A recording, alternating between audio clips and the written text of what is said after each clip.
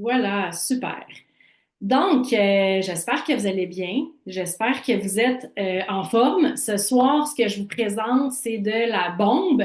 Donc, asseyez-vous confortablement avec stylo, papier, puis je vous souhaite de passer une excellente soirée en ma compagnie. Si jamais vous avez des questions en cours de route, notez-les sur un papier, puis à la fin du webinaire, rassurez-vous, je vais prendre le temps de répondre à toutes vos questions avant de terminer le webinaire. Donc, notez vos questions juste pour pas que, tu sais, je me fasse interrompre. Quand je suis interrompue, on dirait que je perds le fil, puis des fois, je suis comme dans le flou, puis j'ai comme plein d'infos à vous donner. Fait que quand je me fais interrompre, souvent, ça se peut qu'il vous manque de l'information. Fait que comme c'est pas ça qu'on souhaite qui arrive ce soir, notez vos questions. Je vous réponds à la fin du webinaire. Je répète encore, je continue de laisser entrer les gens. Si c'est possible de garder vos micros fermés pendant toute la durée du webinaire, ça va m'aider à rester focus pour vous donner encore une fois le maximum d'informations. Et ben, c'est ça. À la fin, notez vos questions, puis vous allez pouvoir prendre la parole et ouvrir vos micros à ce moment-là. Donc, 19h32. Je pense que ça serait pertinent qu'on puisse commencer. Donc, je me demandais, vous venez de quel secteur? Donc, si c'est possible de fermer vos micros, les nouveaux qui arrivent, s'il vous plaît. Donc, vous pouvez m'écrire dans le chat. Je suis curieuse de savoir, vous venez d'où ce soir?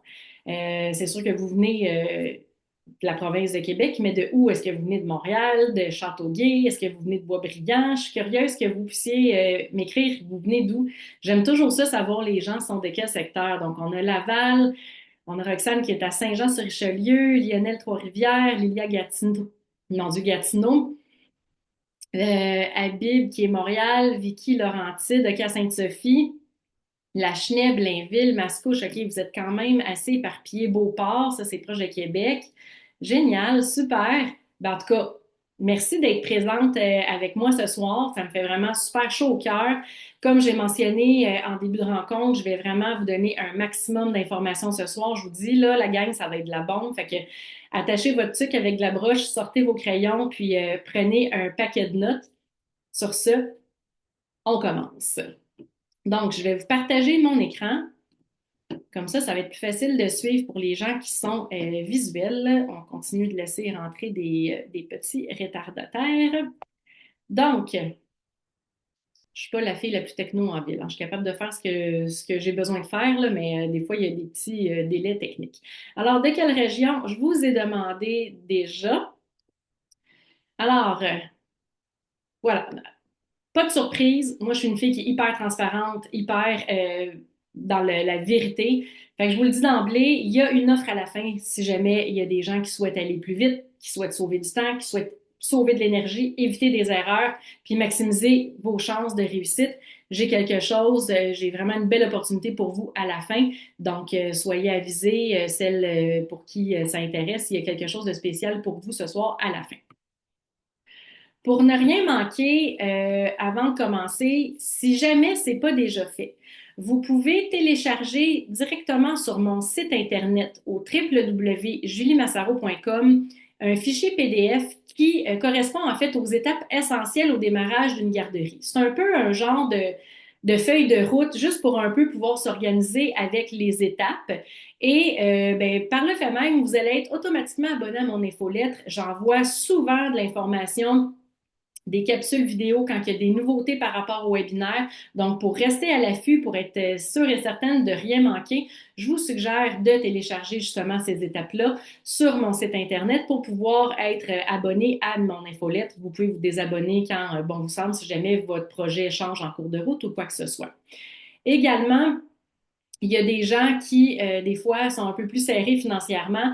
Sachez que j'ai une chaîne YouTube qui regorge de capsules vidéo hyper précieuses. Donc, c'est gratuit. Je pense qu'il y a à peu près pas loin de 200 capsules vidéo qui peut également vous aider à obtenir de l'information gratuitement. Donc, sachez que ça existe. Vous pouvez aller sur ma chaîne YouTube puis vous abonner si le cœur vous en dit. Là, à chaque fois que je touche à quelque chose, on dirait que je suis plus capable de changer. Et moi et la technologie, hein, la gang, si je fais ça de même, ça marche-tu? Oui. Or donc, Pour ceux et celles qui ne me connaissent pas, je m'appelle Julie Massaro et je suis coach en entrepreneuriat en petite enfance. Là, je vous entends me dire tout de suite qu'est-ce que ça mange dans la vie. En fait, c'est que j'accompagne comme une partenaire d'affaires les directions de garderie en installation qui sont non subventionnées pour les aider à améliorer leur gestion, leur clarté entrepreneuriale, à optimiser et à faire prospérer leur entreprise à leur plein potentiel. Donc ça, c'est un département que je fais. Donc, je travaille avec les directions des garderies existantes et également, bien évidemment, j'accompagne les gens à réaliser leur rêve de démarrer leur propre garderie.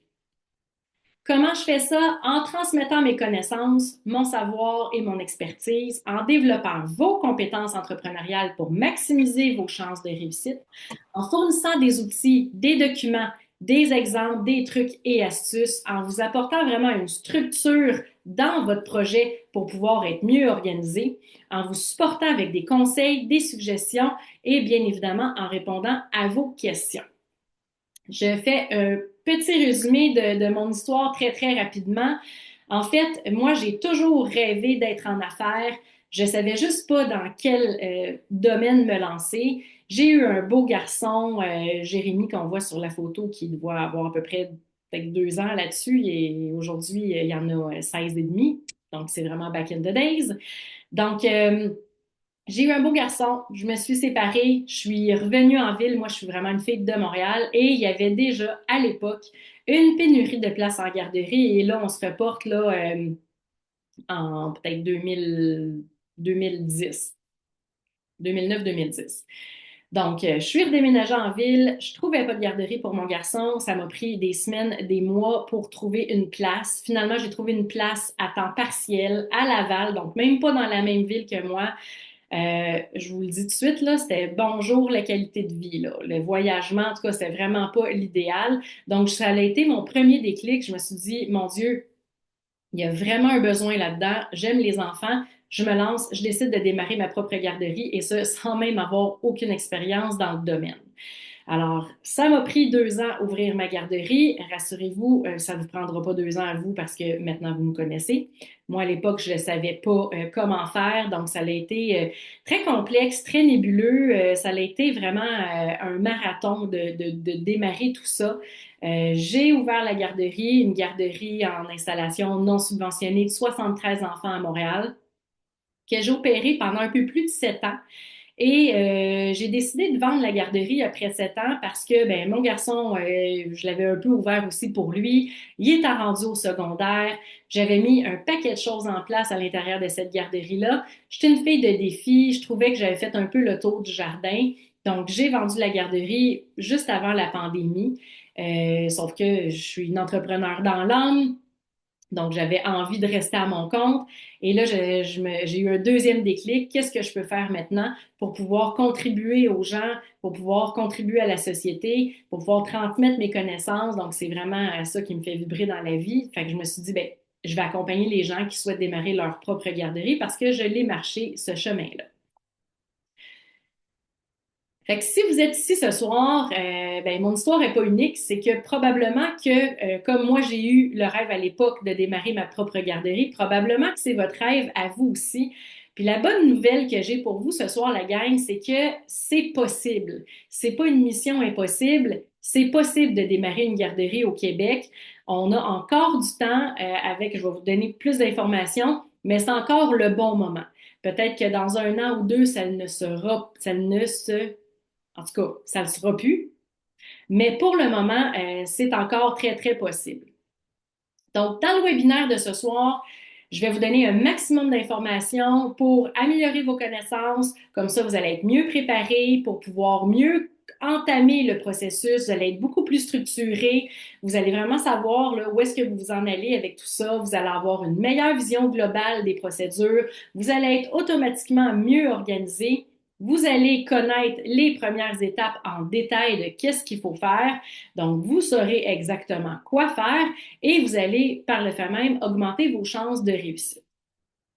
Donc, les 6 étapes à faire pour démarrer sa garderie avant de rédiger sa demande au ministère de la Famille. Donc, si on parle de demande au ministère de la Famille, vous comprendrez qu'ici, on parle d'une garderie en installation. Donc, si jamais il y a des gens ce soir qui pensaient avoir de l'information par rapport aux garderies en milieu familial, euh, c'est pas ça qui va se passer, donc vous n'êtes pas à la bonne place. Ce soir, c'est vraiment focalisé sur le démarrage de garderie en installation, qui est vraiment mon expertise. Donc, parenthèse, je peux accompagner les gens qui souhaitent démarrer une garderie en milieu familial.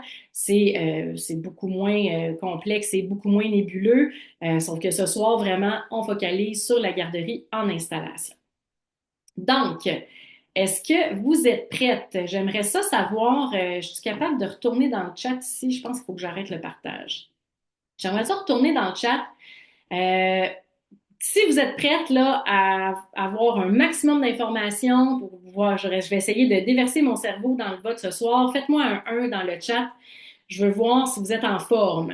Comme j'ai dit en commençant, je sais qu'il y a eu des retardataires. Ce soir, attachez votre truc avec la broche, ça va être de la bombe. Je vous bombarde d'informations. Donc, si vous êtes prête, faites-moi un beau 1 dans les commentaires. Merveilleux. Super. Je pense qu'il y a quand même pas mal de gens qui sont super prêtes. Génial, super. D'ailleurs, j'espère que tout le monde m'entend bien, tout le monde me voit bien. J'imagine que oui, si tout le monde écrit des 1, ça veut dire que la communication, elle passe bien. Merveilleux. Super, excellent. Donc, je repartage mon écran. Alors, pour se mettre dans le bain un petit peu, puis là, je vais remettre nos visages en haut pour qu'on puisse avoir une meilleure vision. C'est important de connaître les différents types de garderies en installation parce que, il y a des différences qui sont quand même marquées. Donc, juste pour se mettre dans le bain, avant de commencer les étapes, il faut vraiment être capable de faire la différence. Donc, il y a deux types, en fait, de garderies. Et on a les garderies en installation qui sont subventionnées. Donc là, ici, il y a deux types de garderies qui sont subventionnées. On parle bien entendu des CPE, donc des centres à la petite enfance, qui sont, eux, régis par un conseil d'administration. Donc, je ne vous suggère pas de démarrer un CPE parce que vous ne serez pas décisionnel dans la garderie. C'est le conseil d'administration qui va l'être. Donc, si vous démarrez un CPE, puis qu'après un an ou deux, le conseil d'administration vous aime pas la face, ben, il pourrait vous mettre dehors de votre propre projet alors que vous allez avoir investi énormément de temps, d'énergie, d'argent. Donc, tu sais, vous allez avoir bâti ça à la sueur de votre front, puis vous pourriez vous faire mettre dehors de votre propre projet. Donc, un CPE, je vous le suggère pas. Deuxième type de garderie subventionnée qu'on peut démarrer occasionnellement, c'est une garderie privée subventionnée en installation. Comment ça fonctionne? Il y a quelqu'un qui a son micro ouvert, c'est possible de le fermer, s'il vous plaît, ça serait super chouette. Donc, la garderie privée en installation subventionnée, c'est que la personne, elle est décisionnelle, donc c'est un actionnaire qui va pouvoir gérer la garderie, donc la personne qui démarre la garderie. Et vous allez avoir comme revenu les subventions du dit ministère de la Famille, plus les contributions parentales.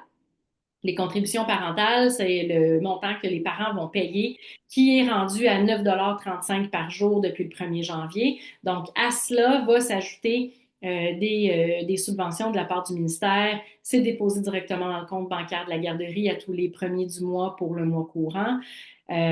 Sauf que actuellement, pour pouvoir démarrer une garderie subventionnée, ça fonctionne par appel de projet de la part du ministère de la Famille. Et actuellement, au moment où on se parle, il n'y a pas d'appel de projet en cours. Ça veut dire qu'on ne peut pas déposer une demande pour démarrer une garderie subventionnée. Attention, ce n'est pas tout rose de démarrer une garderie subventionnée. Oui, c'est sûr qu'au niveau financier, on a un petit peu plus de lousse, donc on peut plus souffler, on est moins obligé de surveiller les dépenses. Toutefois, bien, c'est sûr que comme le gouvernement vous donne un montant d'argent mensuellement, donc des subventions, c'est sûr qu'ils veulent venir se mettre le nez dans vos chiffres. Donc, ils vont vouloir savoir pratiquement la couleur de vos petites culottes. Vous allez avoir énormément de paperasse à remplir, beaucoup plus qu'une garderie en installation non subventionnée. Vous allez avoir des rapports, des taux d'occupation, vous allez avoir énormément de paperasse supplémentaire. Puis c'est normal, ils vous donnent de l'argent, fait qu'ils veulent savoir qu'est-ce que vous faites avec l'argent. Deuxième type de garderie en installation, c'est les garderies en installation non subventionnées privées. Donc, c'est les garderies, c'est le type de garderie avec les informations que je vais venir vous donner ce soir. La différence, c'est que une garderie non subventionnée vit uniquement avec les revenus des parents. Ça veut dire que vous allez facturer aux parents un tarif par jour, donc un montant X pour les poupons, un montant X pour les grands, donc je dis n'importe quoi, mettons 65 par jour pour vos poupons, donc les enfants qui ont 18 mois et moins, et par exemple, je dis n'importe quoi, 60 par jour pour les grands, donc les 18 mois à 5 ans. Il n'y a pas de subvention du gouvernement. Il y a des garderies qui chargent des extras, entre autres par rapport aux agendas, à la crème solaire, à l'acétaminophène, aux activités, aux sorties. Rendu là, ça sera à vous de déterminer qu'est-ce que vous souhaitez facturer ou non à vos parents, mais sachez que vos revenus proviennent uniquement des parents. Donc, actuellement, au moment où on se parle, c'est vraiment le seul type de garderie en installation que l'on peut démarrer. Et une garderie en installation non subventionnée, on peut démarrer ça n'importe quand. Donc, il n'y a pas d'appel de projet qu'on doit être limité dans le temps. On peut déposer une demande au ministère de la Famille quand bon nous semble. Petite parenthèse, les micros que je viens de laisser entrer, s'il vous plaît, juste fermez votre micro, s'il vous plaît. Il y a beaucoup de gens, puis je fais juste une petite parenthèse avant de commencer avec l'étape numéro un. Il y a beaucoup de gens qui me disent, ah ben Julie, moi je vais démarrer une garderie en installation non subventionnée parce qu'il n'y a pas d'appel de projet, puis après ça je vais demander une conversion pour pouvoir convertir ma garderie non subventionnée en garderie subventionnée. Fait que qu'en est-il de la stratégie de conversion? En fait, l'idée, elle peut paraître bonne, sauf que c'est pas si simple que ça dans les faits. La conversion de garderie non subventionnée à subventionnée fonctionne également par appel de projet de la part du ministère de la Famille. Donc, il n'y a pas des conversions, des appels de projet de conversion à tous les mois. Des fois, il y en a une fois par année. Des fois, il y en a, historiquement, des fois, c'était aux 2 ans, aux 3 ans. Et souvent, le ministère de la Famille va venir même rajouter des critères d'admissibilité.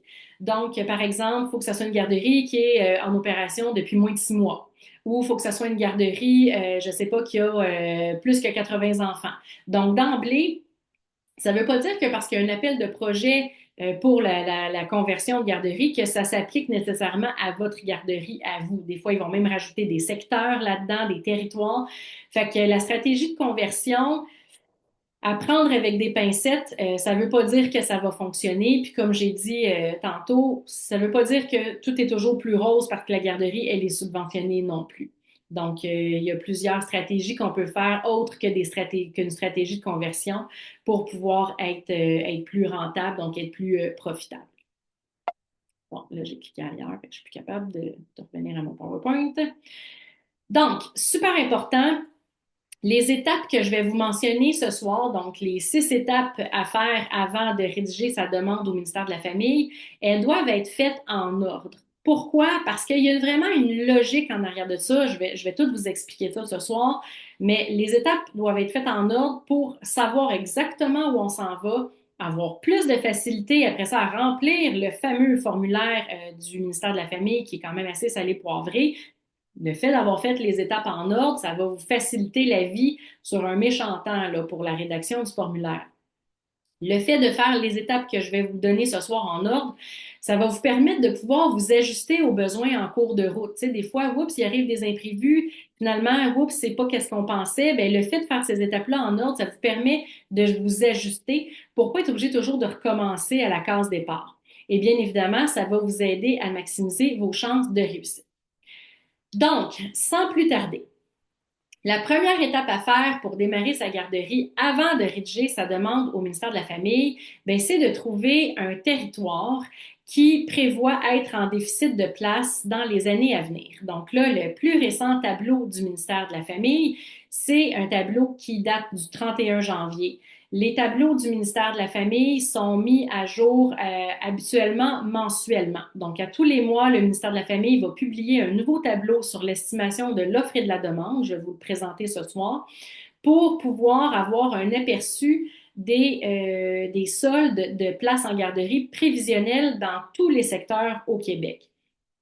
Donc, première étape, il faut trouver un territoire qui prévoit être en déficit de place. Puis là, dans leur tableau, ils sont rendus en 2027. Pourquoi? Ben, le ministère de la Famille va évaluer quand vous allez avoir tout rempli votre fameux formulaire. Vous allez l'acheminer au ministère de la Famille. Eux autres, ils vont analyser le formulaire rempli sur trois critères. La qualité du projet, la faisabilité du projet et la pertinence du projet.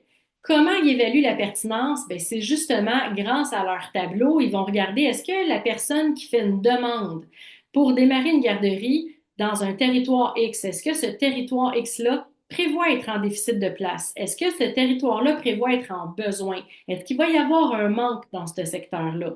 Si la réponse c'est non, par exemple, le territoire prévoit être en surplus de place, changer de territoire parce que les chances que le ministère vous approuve sont franchement très minces. Fait qu'il faut vraiment trouver un territoire qui prévoit être en déficit de place dans les années à venir. Fait que là, je vais juste arrêter le partage, puis au lieu de partager juste une page, je vais vous partager mon bureau complet. Ça va être plus facile pour moi de venir jouer après ça dans les différentes pages ouvertes. Là, la gang, je sais que selon la grandeur de votre écran, ça peut avoir l'air extrêmement petit, ce que je vous présente là. Vous pouvez soit sortir une loupe, vos lunettes, ou encore vous pouvez aller sur ma page Facebook professionnelle. Je publie le tableau du ministère de la Famille chaque fois qu'eux autres en sortent un nouveau. Fait que sinon, il faut aller directement aussi sur le site du ministère de la Famille au www.mfa.gouv.qc.ca. Vous allez pouvoir avoir accès également au formulaire. Si jamais pour une raison X, demain, vous me dites, mon Dieu, Julie, je suis pas capable de trouver le formulaire, pas le formulaire, mais le tableau sur l'estimation de l'offre et de la demande, envoyez-moi un courriel, je vais vous faire suivre le lien, ça va me faire plaisir. Donc, le fameux tableau sur l'estimation de l'offre et de la demande du ministère de la Famille, ben, ça a l'air d'une méchante grosse grille de bingo. Puis comment ça fonctionne en fait? Ben, à gauche complètement, on a les codes de territoire. Ensuite, on a le nom des territoires. Ce qui est en bleu ici, c'est l'offre actuelle. Donc, en bleu pâle, ben, on a les RSGE subventionnés, donc les milieux familiaux subventionnés, RSGE non subventionnés, milieu familial non subventionné, CPE, GS, c'est pour garderie subventionnée, GNS, garderie non subventionnée, et l'offre actuelle. Donc, ça, mettons, je vais prendre la première ligne, là, c'est la MRC Matanie. Bien, il y aurait, entre autres, 278 places en CPE dans ce territoire-là. Donc, c'est juste pour vous donner une idée, ça, c'est ce qui se fait sur le marché en date du 31 janvier 2025. Donc, on a le total. Donc, Matani, en tout et partout, il y a une offre de 473 places en garderie dans ce territoire-là. En bleu plus foncé, c'est les places qui sont en cours de réalisation. Fait que souvent, il y a des gens qui me disent, ah, mais Julie, dans tel secteur, là, c'est vraiment, vraiment en demande. Puis quand on va voir le tableau, ben non, ça prévoit être en surplus de place et non en déficit. Oui, oui, mais il y a beaucoup de parents qui cherchent. Oui, mais attention, souvent, on va venir se référer au tableau, puis il y a des garderies qui ont eu leur approbation de la part du ministère de la Famille, qui sont en cours de développement. Donc, on s'entend que la journée que vous avez le feu vert pour poursuivre votre projet, ben vous pouvez pas, tu sais, la garderie, elle se construit pas en criant bine, là, ça va prendre plus qu'un mois pour pouvoir démarrer la garderie. Fait que c'est des gens qui ont eu leur approbation, qui sont en train de démarrer leur garderie. Fait que ça peut leur prendre 6 mois, 8 mois, 10 mois, un an, tout dépendant de leur projet. Donc, dans le bleu plus foncé, on voit justement les places qui s'en viennent, donc qui sont en cours de réalisation. Donc, on voit le nombre de places en CPE, le nombre de places en garderie subventionnée, non subventionnée et le total. Donc, la dernière colonne qui est en bleu encore plus foncé, c'est l'offre projetée, donc les places actuelles, comblées ou non, plus les places qui sont en cours de réalisation. Donc, on est capable de savoir dans un territoire donné, éventuellement, il va y avoir combien de places offertes dans ce territoire-là. En orange maintenant, on passe à la demande. Donc, la première colonne en orange très pâle, c'est les enfants qui sont sur la liste d'attente. Donc, les enfants qui sont inscrits à la place 05, qui cherchent une place en garderie, qui n'en ont pas encore trouvé. Ensuite, en orange un petit peu plus foncé, ben là, on reprend tous nos types de garderies de tantôt, donc milieux familiaux subventionnés, non subventionnés, CPE, garderie subventionnée, garderie non subventionnée. Et cette fois-là, c'est le nombre de places qui est occupé. Finalement, en orange encore plus foncé, ben, on a la demande actuelle, donc les enfants qui occupent une place en garderie dans le territoire donné, plus les enfants sur la liste d'attente, combien ça donne. Et le ministère de la Famille va mettre une variation pour le taux de naissance. Donc, un peu la variation démographique, oui, taux de naissance, mais aussi les déménagements pour essayer d'avoir une idée globale, à savoir, et là, c'est la commune qui, les gens qui viennent juste d'entrer, s'il vous plaît, fermez vos micros, ça va être plus Ben, facile. c'est pas demandé à la norme. Juste un moment, il va falloir que je cherche c'est qui. Comme on est plusieurs, c'est pas évident.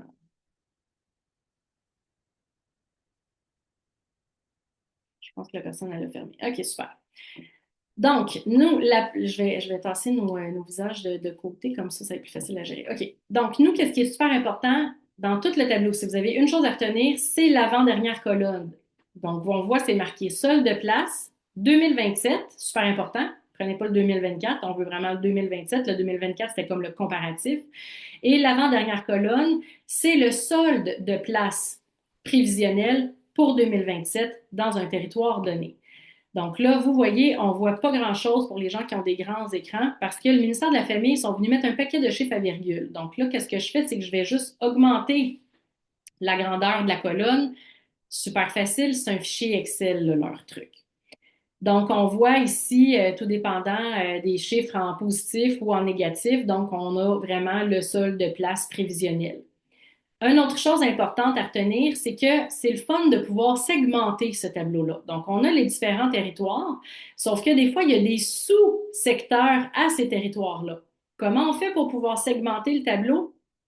Encore une fois, c'est simplement un fichier Excel. Donc, on clique sur n'importe quelle ligne du fichier Excel, on clique à droite avec la souris et on a l'opportunité d'afficher toutes les rangées. Fait que là, vous allez voir, il y a des secteurs qui ne se segmentent pas, mais il y a des secteurs qui le font. Donc là, on voyait comme tantôt la MRC Matani. Ben, on avait juste MRC Matani. Là, on a tous les sous-secteurs qui sont reliés à ça. Donc, si je descends un peu, puis pour vrai, là, la gang, je m'excuse si je vous donne le tournis ce soir, les territoires ne sont pas en ordre alphabétique. Donc, souvent, quand on cherche un territoire, ben, faut essayer de regarder. Sinon, vous pouvez toujours utiliser l'option, on fait édition, rechercher, puis on va écrire, mettons, si je clique Montréal, y a quelque chose qui sort? Parce que des fois, c'est très aussi subtil. S'il y a des accents, pas d'accent, des tirets, pas de tirets, des espaces, pas d'espace, des fois, on peut passer à côté. Donc là, ici, je suis dans Montréal pour pouvoir avoir accès à la dernière ligne. Donc, si là, j'ai pris n'importe quoi, là, j'ai pris Montréal, centre-sud, on va regarder l'avant-dernière colonne. Donc, -7. Alors, à Montréal, centre-sud, il prévoit en 2027 avoir un déficit de seulement 7 places en garderie. Alors, est-ce que ça en fait un bon territoire de choix? Ben non, c'est sûr que non. Idéalement, il faudrait avoir un déficit d'au moins du nombre d'enfants que vous souhaitez accueillir. Donc, si par exemple, vous voulez avoir une garderie de 80 enfants, ben, il faudrait que le déficit soit au moins de 80 places parce que sinon, les chances que le ministère approuve votre projet sont minces. Donc, pour les gens qui me disent, OK, mais moi, Julie, tu sais, je sais pas trop où aller, quel secteur je regarde dans le tableau, je vous donne un autre truc ce soir. Puis là, je vais diminuer ça ici pour vous en venir avec une carte interactive du ministère de la Famille. Je l'ai déjà ouverte avant, parce que quand le Zoom est ouvert, là, des fois, on dirait que l'ordinateur est au ralenti. Comment j'ai fait pour avoir cette carte des territoires-là? Je suis simplement allée dans Google, j'ai tapé taux de couverture, carte interactive, ministère de la Famille, automatiquement, ça va sortir. Faites juste attention, cette carte-là n'est plus à jour par rapport au taux d'occupation. Donc, avant, on pouvait voir les secteurs en vert, c'était des secteurs qui prévoyaient être en surplus de place, les secteurs en rouge, c'était des secteurs qui prévoyaient être en déficit, mais les données de la carte par rapport au taux de couverture ne sont plus bons, ils datent de 2021. Donc, n'utilisez pas la carte pour voir si votre territoire est en surplus ou en déficit parce que la donnée, elle est erronée. On utilise le tableau uniquement pour pouvoir voir les délimitations des territoires. Donc, par exemple, là, on peut zoomer, tout dépendant de votre secteur, on peut bouger sur la carte. Fait que, par exemple, si vous êtes de la rive sud, Ben, on va regarder ici, mettons, je dis n'importe quoi, vous habitez dans la MRC Roussillon. Fait que c'est 1608, mettons. Ben, peut-être que la MRC Roussillon ne prévoit pas un surplus de place. Fait qu'à ce moment-là, qu'est-ce qui peut devenir intéressant avec justement cette carte interactive-là? C'est que juste en glissant la souris sur le territoire voisin, ben, on a automatiquement, il y a une petite boîte qui ouvre, puis on a le code du territoire. Donc, oups, à côté, c'est la réserve Kanawake. À côté, oups, ici, si j'arrête, c'est Châteauguay, Léry, Mercier, Saint-Isidore. Fait que peut-être que ça peut devenir intéressant. Fait que je note le territoire 1607. Fait que, tu sais, on se prend un papier et un crayon, puis on va venir regarder, nous, on habite où? C'est quoi les territoires autour qu'on pourrait être intéressés?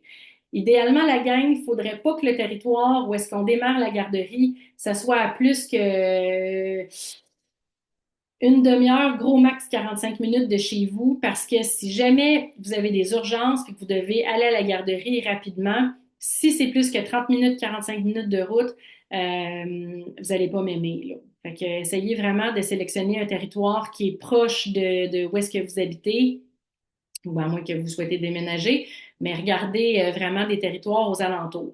Fait que là, on a regardé ici, peut-être qu'on pourrait avoir aussi 1606, tu sais, qui est autour. Fait que, tu sais, on note les territoires qui pourraient être intéressants.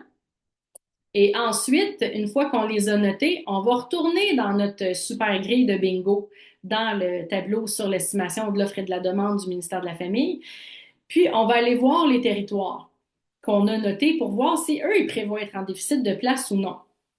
Faites attention de ne pas vous confondre avec les chiffres à gauche complètement qui sont les chiffres de colonne du fichier Excel, là. Nous, on veut vraiment les numéros de territoire du ministère de la Famille. Fait qu'il y a comme deux séries de chiffres, là, sont pas écrits pareil, fait que c'est quand même assez facile de s'y retrouver. Fait que là, moi, tantôt, juste pour le fun, pour l'exemple, j'ai dit qu'on venait de 1608. C'était MRC Roussillon, je crois, donc 1608. MRC Roussillon. Fait que là, vous voyez, la MRC Roussillon, là, oups, elle inclut toutes les municipalités qui sont en dessous, là, que j'ai comme mis ici. Fait qu'on a Saint-Mathieu, Saint-Philippe, La Prairie, Candiac, Delson, Sainte-Catherine, Saint-Constance. Ça fait toute partie, ces secteurs-là, du territoire MRC Roussillon. Donc là, on va aller à droite complètement. Est-ce qu'il y a un sous-secteur qui est intéressant? Bien, celui qui a le plus gros déficit, il est seulement à moins 39, puis c'est Saint-Philippe. Fait que moi, je ne toucherais pas à ça parce que 39 de déficit, c'est pas assez pour avoir une garderie. En tout cas, dépendant du loyer, là, mais habituellement, là, juste pour vous donner un cue, dans une grande ville comme exemple Montréal, Québec, une garderie en bas de 50 enfants, c'est pas rentable parce que les loyers sont quand même chers. Saint-Philippe, je connais pas le marché, ça pourrait peut-être avoir, peut-être que 39 enfants, ça pourrait être rentable, peut-être pas non plus. On fera des chiffres éventuellement. Donc, admettons qu'on dit que c'est pas assez rentable. Bien, moi, j'ai noté d'autres secteurs autour. J'avais noté 1607 qui est Mercier, Châteauguay, Léry, Saint-Isidore. Donc, c'était Roussillon A. Est-ce que ce secteur-là fait du sens? Je me réfère à mon avant-dernière colonne. Non, ça prévoit tout est en surplus, sauf moins 4, sauf 4 pour Léry, qui a un déficit de 4 places pour Léry. C'est pas suffisant. J'avais noté aussi le bureau coordonnateur de Napierville. Bon, t'as une minute, je suis en train de faire des niaiseries avec le tableau, là, puis là, je clique partout. Non, je ne veux pas changer les règles, OK. Donc, si on inclut tout ça ici, donc, merci Napierville. La personne qui vient d'arriver, s'il vous plaît, juste couper le micro, s'il vous plaît. Qui inclut la Colle, Mingford, Sainte-Clotilde, ainsi de suite. Est-ce qu'ici, il prévoit avoir des pénuries de place? Oui, mais encore une fois, pas beaucoup, là. Celui qui prévoit une plus grosse pénurie, c'est moins 27, c'est Napierville. Donc, vous voyez un peu, là, je ne donnerai pas 52 millions d'exemples, mais je pense que vous voyez vraiment qu'on se réfère au tableau pour voir l'avant-dernière colonne. Et si on n'est pas encore certain du territoire, ben à ce moment-là, on peut vraiment venir se référer à la carte interactive du ministère de la Famille. Comme ça, on peut voir, OK, ben qu'est-ce qu'il y a autour? Donc là, je suis allée, tu sais, je suis comme partie de la rive sud, puis je suis descendue en dessous. Peut-être qu'on peut traverser un pont, puis qu'on peut se rendre à Montréal. Montréal, je sais qu'ils ont certains secteurs qui sont en déficit de place. Donc, il faut vraiment venir jouer avec ça ici pour pouvoir vraiment venir trouver un territoire qui prévoit être en déficit de place dans les années à venir pour s'assurer de venir maximiser les chances que notre projet soit approuvé auprès du ministère de la Famille. Donc, pourquoi? Ben, comme je vous ai dit tantôt, c'est que le ministère de la Famille va vraiment venir analyser votre demande sur 3 critères, dont la pertinence. Donc, si d'emblée, votre projet n'est pas pertinent à leurs yeux, que vous ne déposez pas une demande dans un territoire qui prévoit être en déficit de place, mettons que les chances que votre projet passe sont extrêmement minces. Là, je vais revenir ici pour pouvoir tourner. Fait que ça, c'était l'étape numéro un. Fait qu'étape numéro un, vraiment, on trouve notre territoire. Puis pourquoi on commence avec cette étape-là? Ben, c'est que c'est le début de tout le reste. Ça va venir impacter tout le restant de vos recherches, tout le restant de votre projet. Deuxième étape à faire pour démarrer sa garderie avant de rédiger sa demande au ministère de la Famille, ben, c'est de déterminer le nombre d'enfants qu'on souhaite accueillir. Puis c'est pas obligé d'être coulé dans le ciment, là. On va juste commencer avec une idée. On peut démarrer une garderie en installation de maximum 100 enfants. Fait qu'est-ce que vous, là, quand vous fermez vos yeux dans votre cœur, est-ce que vous souhaitez avoir une grosse garderie ou est-ce que vous souhaitez avoir une petite garderie? C'est quoi l'idéal? Et non seulement ici, on va venir déterminer le nombre d'enfants total qu'on souhaite avoir dans un monde idéal, mais on va aussi regarder le nombre de poupons versus le nombre de grands. Parce que quand le ministère de la Famille va vous délivrer le permis, on a des sections vraiment à part. Donc, par exemple, vous allez avoir 15 poupons, puis c'est 53 grands ou quelque chose du genre. Donc, non seulement on veut venir déterminer le nombre d'enfants qu'on souhaite accueillir à la garderie, mais on souhaite aussi venir déterminer le nombre de poupons versus le nombre de grands. Pourquoi on fait ça si tôt dans l'aventure? C'est que ça aussi, ça va venir impacter tout le restant du processus de votre projet. Par exemple, les ressources physiques, la superficie du lieu. Chaque enfant occupe une superficie. Donc, exemple, les poupons, c'est 4 mètres carrés par enfant. Donc ça inclut le local et les dortoirs. Pour ce qui est des grands, c'est 2,75 mètres carrés par enfant. Donc, tout dépendant combien vous avez d'enfants, tout dépendant combien vous avez de poupons versus de grands, ça ne vous prendra pas une garderie nécessairement de la même superficie. Fait que quand on va venir dans l'étape qui suit, commencer à chercher un peu qu'est-ce qui se fait sur le marché en termes de locaux à louer, de bâtisses à acheter, on va avoir une idée de la superficie qu'on a besoin. Si on cherche un local de 1000 pieds carrés alors qu'on aurait besoin d'un local de 5000 pieds carrés, ça ne fonctionnera pas. Fait que c'est pour ça que de savoir déjà d'emblée dans l'aventure, puis tu sais, ça peut bouger un peu, là, tu sais, c'est juste au moins pour vous donner une ligne directrice pour pouvoir avancer votre projet en bonne et due forme et respecter les règles de l'art un peu. Donc, décidez combien vous voulez d'enfants, maximum, combien de poupons, combien de grands. Alors oui, ça va venir impacter les ressources physiques, donc la superficie du lieu qu'on va avoir, qu'on va devoir trouver pour pouvoir établir notre garderie. Ça va venir impacter les ressources financières, le coût de démarrage de votre projet. Combien ça va coûter la garderie à venir mettre au monde? Donc, les rénovations, vos dépenses après ça, vos dépenses annuelles, donc combien ça va coûter en termes de nourriture. Si on a 50 enfants, ça ne coûtera pas le même prix que si on a 100 enfants à nourrir. La même chose pour vos rénovations. Plus qu'on a d'enfants, plus qu'on a besoin d'une grande superficie, bien, plus que ça va vous coûter cher en termes de rénovation. Les ressources matérielles, les jeux, les jouets, les meubles, les équipements, encore une fois, même chose. Tout dépendant du nombre d'enfants, bien, plus qu'on a d'enfants, plus qu'on va avoir besoin de tables, de chaises, de jouets, de petits matelas pour faire la sieste, pour les poupons, de chaises d'autres, de bassinettes. Donc, tout dépendant de combien d'enfants on a, ça vient impacter vraiment tout le projet. Fait que c'est pour ça que c'est important de le savoir plus ou moins. C'est pas obligé d'être coulé dans le ciment, comme je l'ai dit, mais au moins pour vous donner un air d'aller, pour au moins pouvoir vous donner une idée et pouvoir commencer quelque chose de concret. Même chose, ça va impacter aussi vos ressources humaines. Combien vous allez avoir besoin de personnel? On a des ratios à respecter. Non seulement on a des ratios d'éducateurs, ben là, je dis tout le temps éducatrices, là, mais tu sais, comprenez éducateurs aussi, là, c'est juste qu'ils sont plus rares, mettons. Mais c'est toujours le fun de les avoir avec nous. Fait que non seulement vous allez avoir à respecter un ratio d'éducatrices qualifiées versus non qualifiées, mais également un nombre d'éducatrices par enfant, qui varie aussi selon l'âge des enfants. Donc, pour vos poupons, vous allez avoir besoin d'une éducatrice pour 5 poupons. Pour ce qui est des 18 mois à 4 ans, vous allez avoir besoin d'une éducatrice pour 8 et le groupe de vos 4-5 ans, ça va être une éducatrice pour 10. Alors, tout dépendant, vous allez avoir combien d'enfants au total et tout dépendant du nombre de poupons versus le nombre de grands, vous allez avoir besoin d'un nombre de personnel qui peut varier. Fait que pour toutes ces raisons-là, c'est hyper important que tôt dans l'aventure, on ait au moins une petite idée de combien d'enfants dans un monde idéal on souhaiterait avoir parce que ça va venir diriger toutes vos recherches, ça va venir vraiment aligner tout le restant de votre projet. Si on continue. D'ailleurs, je vous invite, si jamais ce n'est pas déjà fait, je vous invite à prendre connaissance des lois et des règlements du ministère de la Famille sur les services de garde éducatifs à l'enfance. Ces documents-là sont disponibles sur le site Internet du ministère de la Famille, donc je l'ai mentionné tantôt, www.mfa.gouv.qc.ca. Je sais, la gang, leur site est en migration.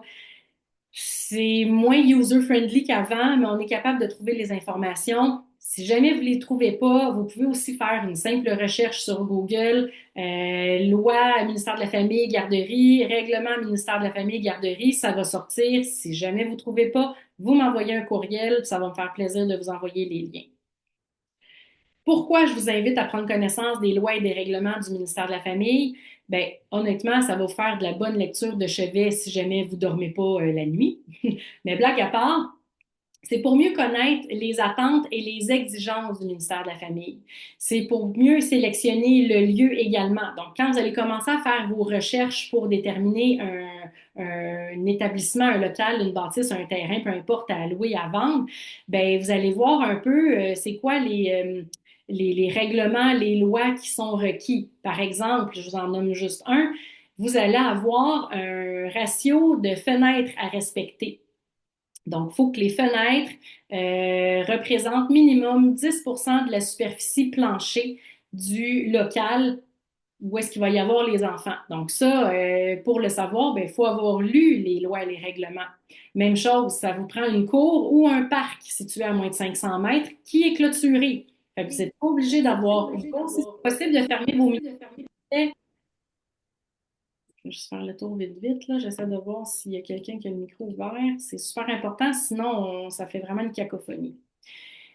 Donc, c'est ça. Vous n'êtes pas obligé d'avoir une cour. Si vous avez une cour, elle doit être clôturée. Si vous n'avez pas de cour, ben, vous pouvez avoir un parc à moins de 500 mètres qui, lui, est clôturé par contre. Fait que s'il y a un parc qui est à moins de 500 mètres mais qui n'est pas clôturé, ça ne fonctionne pas. Ensuite de ça, ben, c'est sûr que de prendre connaissance des lois et des règlements du ministère de la Famille, ça va justement mieux vous préparer à l'aménagement puis aux travaux. Vous allez aussi voir un peu ce qui vous attend. Donc, les règlements par rapport au comité de parents, les règlements par rapport à, peu importe, l'acétaminophène, les médicaments.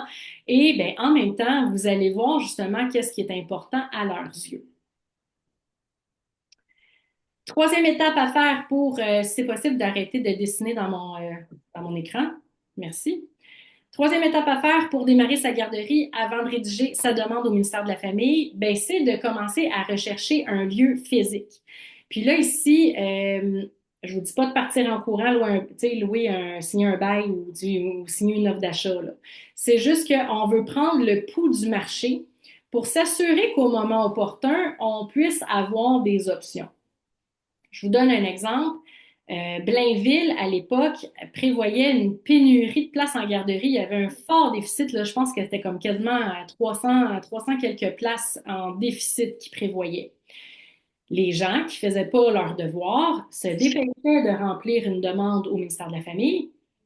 Le ministère de la Famille, si le dossier faisait du sens, donnait le feu vert. Puis là, les gens, quand ils tombaient dans la poutine, donc là, sur le terrain, ils cherchaient des locaux à louer, des bâtisses à acheter à Blainville, et il n'y en avait pas. Il y avait une pénurie de locaux à louer, une pénurie de bâtisses à vendre. Donc, les gens étaient coincés. Et une fois qu'on achemine notre formulaire de demande au ministère de la Famille, on ne peut pas changer de territoire après. Si vous voulez changer de territoire, vous devez obligatoirement refaire une nouvelle demande et changer de territoire. On peut pas, une fois que le ministère c'est envoyé, on ne peut pas changer. Donc, c'est vraiment super important de s'assurer qu'une fois qu'on envoie notre formulaire de demande au ministère de la Famille, que ce qui est indiqué là-dedans, c'est ce qui va être parce que sinon le ministère, ne changeront pas rien. Il va falloir refaire une nouvelle demande et vous savez, il y a des frais pour ça. Il y a des frais d'analyse de dossier de 1830 $. Ça va changer au 1er avril. Donc, ça va augmenter. Fait qu'on ne veut pas faire une demande, payer presque 2000 $, puis après ça, finalement, oups, on n'a pas fait les choses selon les règles de l'art, puis on est obligé de recommencer puis de redébourser. Donc, n'oubliez pas, quand vous allez chercher un lieu physique, on veut déjà avoir une idée de la superficie. Fait que c'est pour ça que la deuxième étape, c'était de connaître le nombre d'enfants total, le nombre de poupons, le nombre de grands pour avoir une idée de la superficie. Fait que si par exemple, on dit que vous voulez avoir 78 enfants, 15 poupons, 63 grands, bien, si on fait les 15 poupons fois 4 mètres carrés par enfant, ça nous donne 60 mètres carrés. Pour nos grands, 63 grands fois 2,75 mètres carrés, là, j'ai fait le calcul avant que vous arriviez, ça fait 173,25 mètres carrés. Si on additionne les deux, on a besoin d'une superficie de 233,25 mètres carrés. Fait que moi, je suis tellement pourrie en mètres carrés, je l'ai mis en pieds carrés. Fait que ça fait à peu près 2500 pieds carrés pour 78 enfants. Mais attention, ça, c'est uniquement pour les locaux. Il faut rajouter de la superficie pour les aires communes, pour les vestiaires, pour la salle des employés, pour la cuisine, pour votre bureau, pour du rangement, pour peut-être une buanderie, alouette. Normalement, pour vous donner une bonne idée, il faut faire à peu près x2, plus ou moins. Donc, pour 78 enfants, ça prendrait là, à peu près, peut-être un petit peu moins que 5000 pieds carrés. Donc, c'est important, l'étape numéro 2, d'avoir le nombre d'enfants pour qu'on puisse faire ce calcul-là, pour que quand vous allez puissiez arriver pour commencer à rechercher un lieu physique, vous avez déjà des données en tête. Comment on cherche un lieu physique? Bien, il y a plusieurs sites qui existent. On a le site des agents immobiliers Centris, on a du Proprio, Kijiji, les PAC, vous pouvez faire un tour en voiture, aller prendre une marche à pied. Dites-les à vos proches aussi également, hein, c'est pas un secret votre projet. Fait que le plus de personnes qui regardent, donc le plus de paires de yeux, bien, le plus que vous allez pouvoir trouver justement un local ou éventuellement une bâtisse ou un terrain, dépendamment de ce que vous cherchez. Je vais faire un petit exemple avec vous. Donc, mettons qu'on va sur Centris. Je m'excuse avec les lignes, là, je ne sais pas qu'est-ce qui s'est produit. Je pense que ça va s'effacer quand je vais fermer l'ordinateur au complet.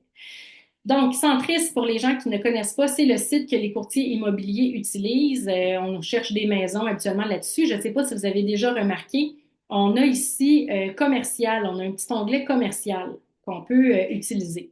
Donc là, bon, là, c'est sûr que c'est un peu ralenti parce que le zoom est dessus. Mettons que je reprends mon exemple de Blainville, OK? Mettons que nous, on cherche, mettons, un local à louer à Blainville.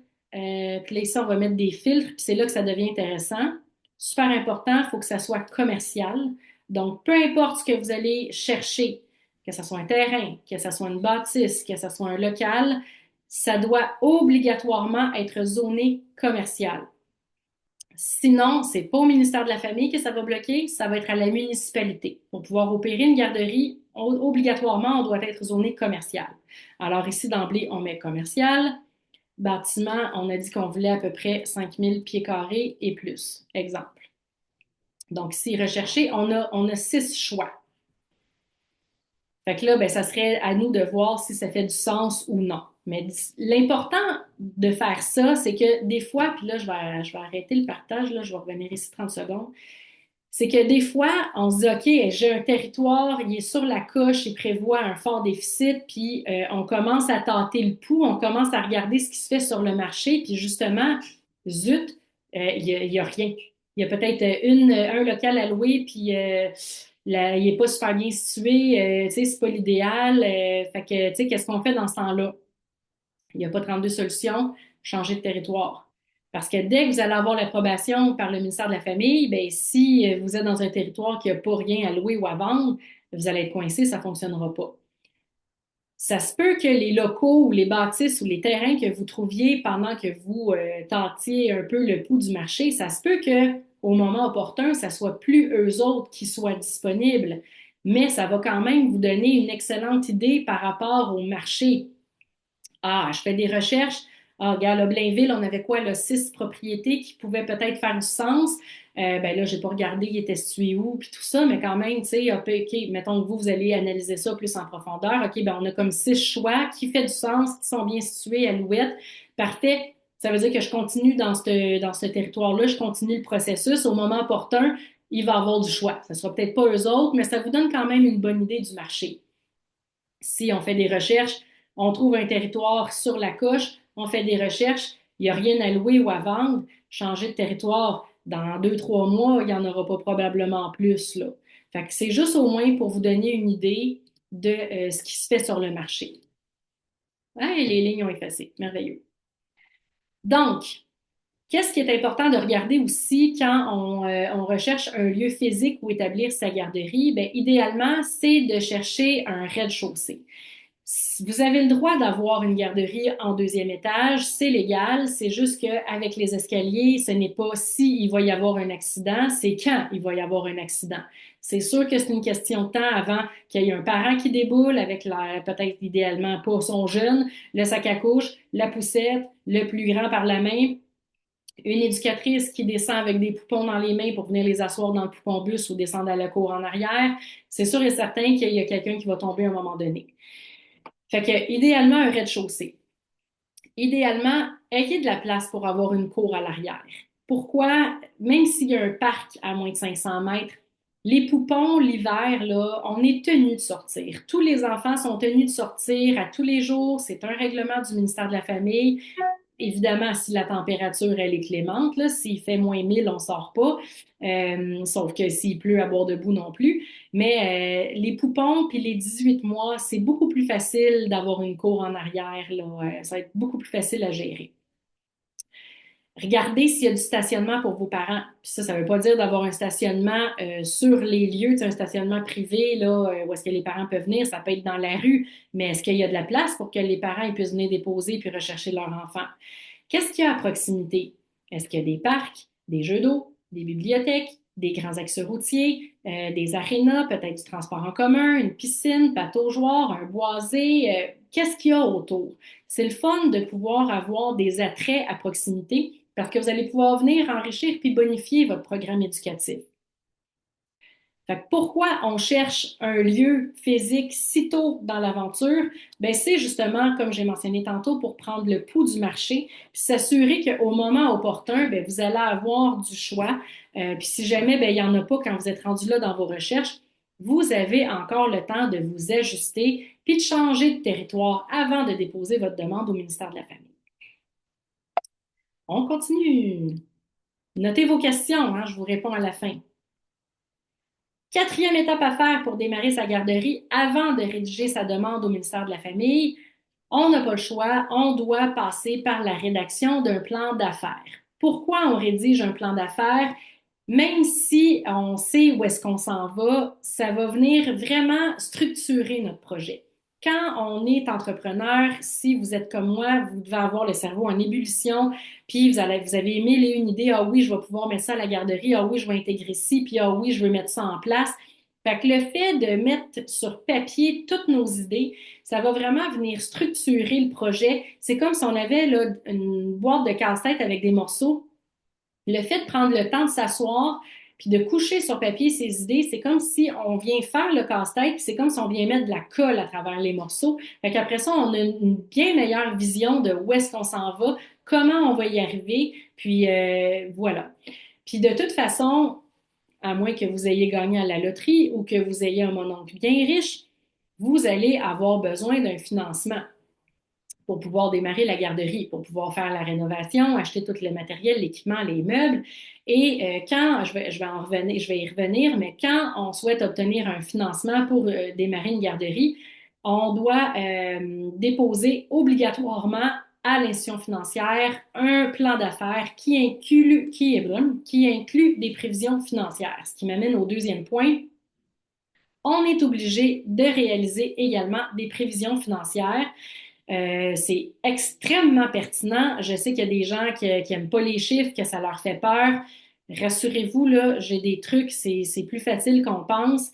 C'est le fun, dans le fond, faire nos prévisions financières parce que, d'une part, bien, ça nous donne une idée de combien ça va coûter mettre la garderie au monde. Donc, de la mise de fonds requise, je vais y revenir, mais on va avoir besoin d'une mise de fonds, un peu comme une hypothèque, pour pouvoir obtenir un prêt à la banque.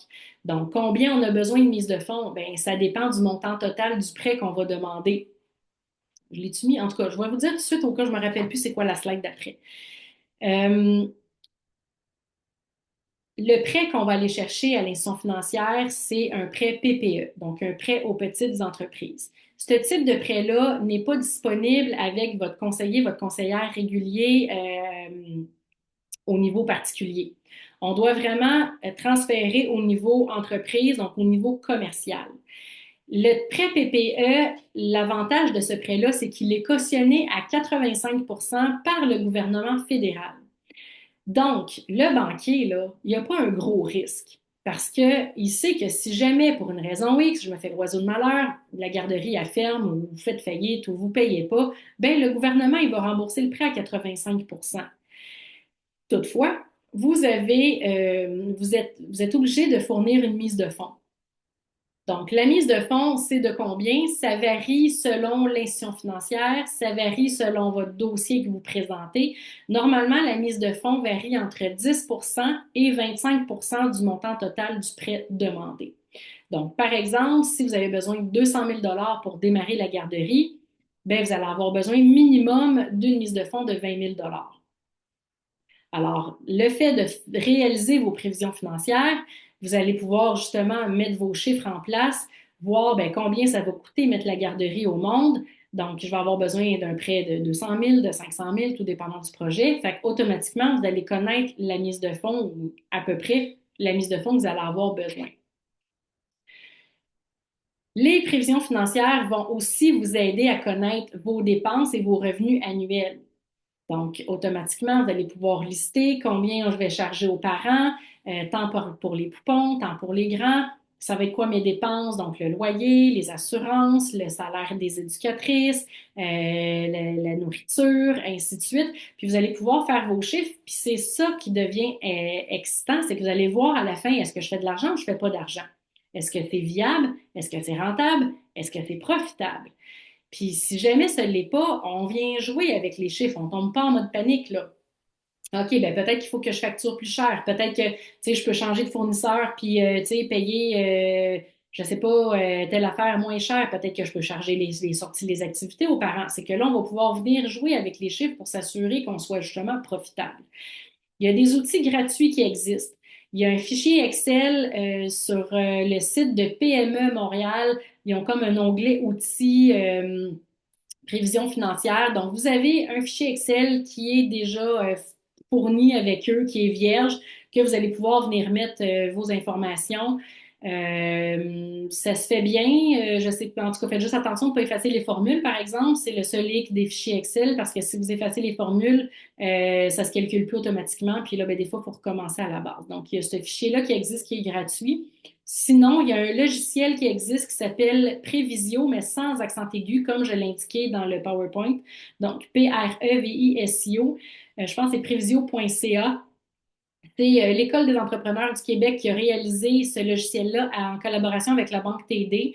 Donc, pour les gens qui détestent les fichiers Excel, qui ont peur d'effacer les formules, ça peut être une bonne alternative. Ce logiciel-là, c'est un logiciel Internet qui est gratuit, qui va pouvoir vous aider à réaliser vos prévisions financières.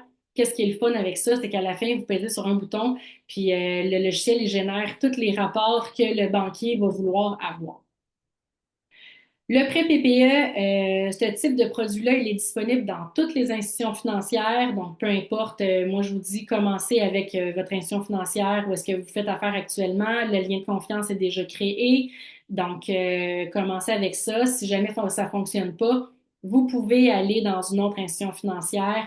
Il n'y a pas de souci, tu sais, tout dépendant de la mise de fonds qu'ils demandent.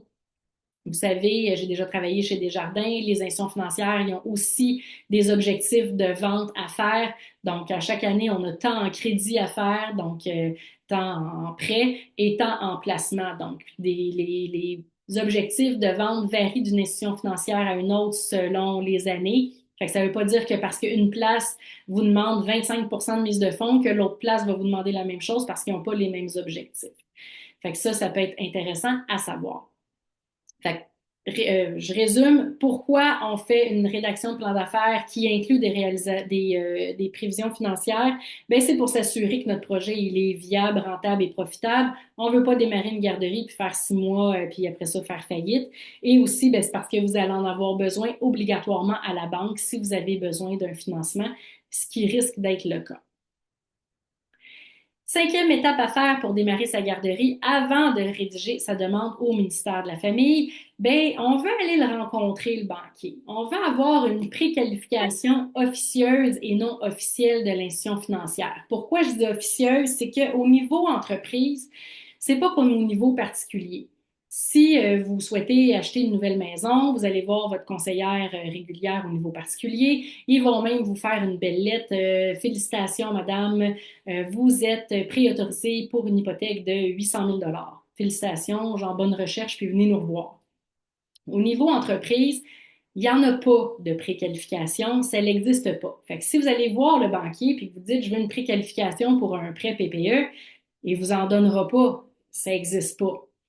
Mais nous, c'est pour ça que je marque officieuse, on veut s'assurer que notre projet, on n'aura pas de bâton dans les roues au moment opportun. Imaginez-vous, là, vous faites toutes ces recherches-là. Vous déposez la demande au ministère. Le ministère vous dit bravo, félicitations, feu vert, vous pouvez poursuivre. Vous allez à la banque, vous n'avez pas le financement. Le projet vient de s'éteindre. Fait que vous avez dépensé 2000 dollars quasiment pour faire analyser votre dossier, puis, puis vous avez mis énormément de temps, puis d'énergie, puis d'efforts, puis finalement, ben, la banque, il vous coupe l'herbe sous le pied. Fait que on veut rencontrer la banque avant de déposer une demande au ministère de la Famille pour s'assurer qu'au moment opportun, on va l'avoir, notre financement. Donc, on rencontre le banquier avec son plan d'affaires qui inclut des prévisions financières. Habituellement, c'est demandé pour les 2 à 3 premières années d'opération. Et là, on présente un bon dossier avec, évidemment, il faut prouver qu'on fait de l'argent, donc il faut que ça soit réaliste. Il ne faut pas gonfler nos chiffres, mais il faut que ça soit réaliste, mais profitable. Il faut vraiment s'assurer qu'on fait un profit parce qu'en fait, le banquier, lui, ce qu'il veut venir voir, c'est si vous prêtez de l'argent, est-ce que vous allez être capable de rembourser votre prêt? Lui, il va venir aussi s'assurer que vous avez la mise de fonds qui est requise. Puis là, ici, là, souvent, les gens sont comme, oh mon Dieu, tu sais, moi, j'ai peur de rencontrer le banquier. Même si tout tremble à l'intérieur de vous, là, vous mettez votre chapeau de femme d'affaires, d'entrepreneur, puis vous êtes solide comme un roc, on est sûr de soi, puis on va rencontrer le banquier. On tremblera chez nous, dans l'auto, peu importe, mais devant le banquier, là, vous mettez le chapeau de l'entrepreneur. C'est important d'être bien préparé quand on va voir le banquier parce que des fois, ça se peut qu'il vous pose des questions. Puis c'est pas des questions pour vous mettre en boîte, c'est des questions pour s'assurer que vous avez fait le travail. Fait que, tu sais, des fois, il y a des gens qui me disent, ah, Julie, moi, je vais donner le plan d'affaires puis les prévisions financières à contrat là, pour que quelqu'un le fasse pour moi. Je le suggère pas. Parce que justement, le fait de le faire soi-même, c'est que vous jouez dans votre projet, vous jouez dans vos chiffres, vous jouez dans vos idées. Fait que si le banquier vous pose une question, par exemple, ben OK, là, tu as calculé que ça prenait 6 mois pour que la garderie se remplisse. Qu'est-ce que tu fais si ça prend un an? Ben, le fait que vous allez avoir joué dedans, puis que, tu sais, vous allez dire, OK, ben, pas de problème, tu sais, je vais diminuer mon nombre d'employés en conséquence, ou, tu sais, je vais faire plus de marketing, ou, tu sais, vous allez être capable de répondre à ces questions. Ça sera peut-être pas le cas si c'est quelqu'un d'autre qui fait le travail à votre place. Fait que c'est pour ça que je vous suggère vraiment de faire les choses vous-même. Vous allez être bien mieux préparé, puis vous allez pas mal être plus sûr de vous parce que c'est vous qui allez l'avoir fait.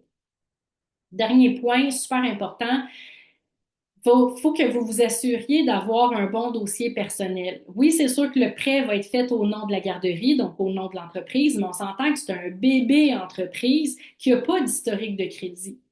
Fait que le banquier, même si le prêt va être au nom de l'entreprise, il sait que c'est vous qui allez effectuer les paiements. Fait que lui, il veut s'assurer que vous êtes un bon payeur. Fait que est-ce que vous payez dans les temps? Est-ce que vous ne dépassez pas votre carte de crédit? Fait que c'est important d'avoir un bon dossier personnel avant de rencontrer le banquier parce qu'éventuellement, c'est sûr qu'il va regarder ça.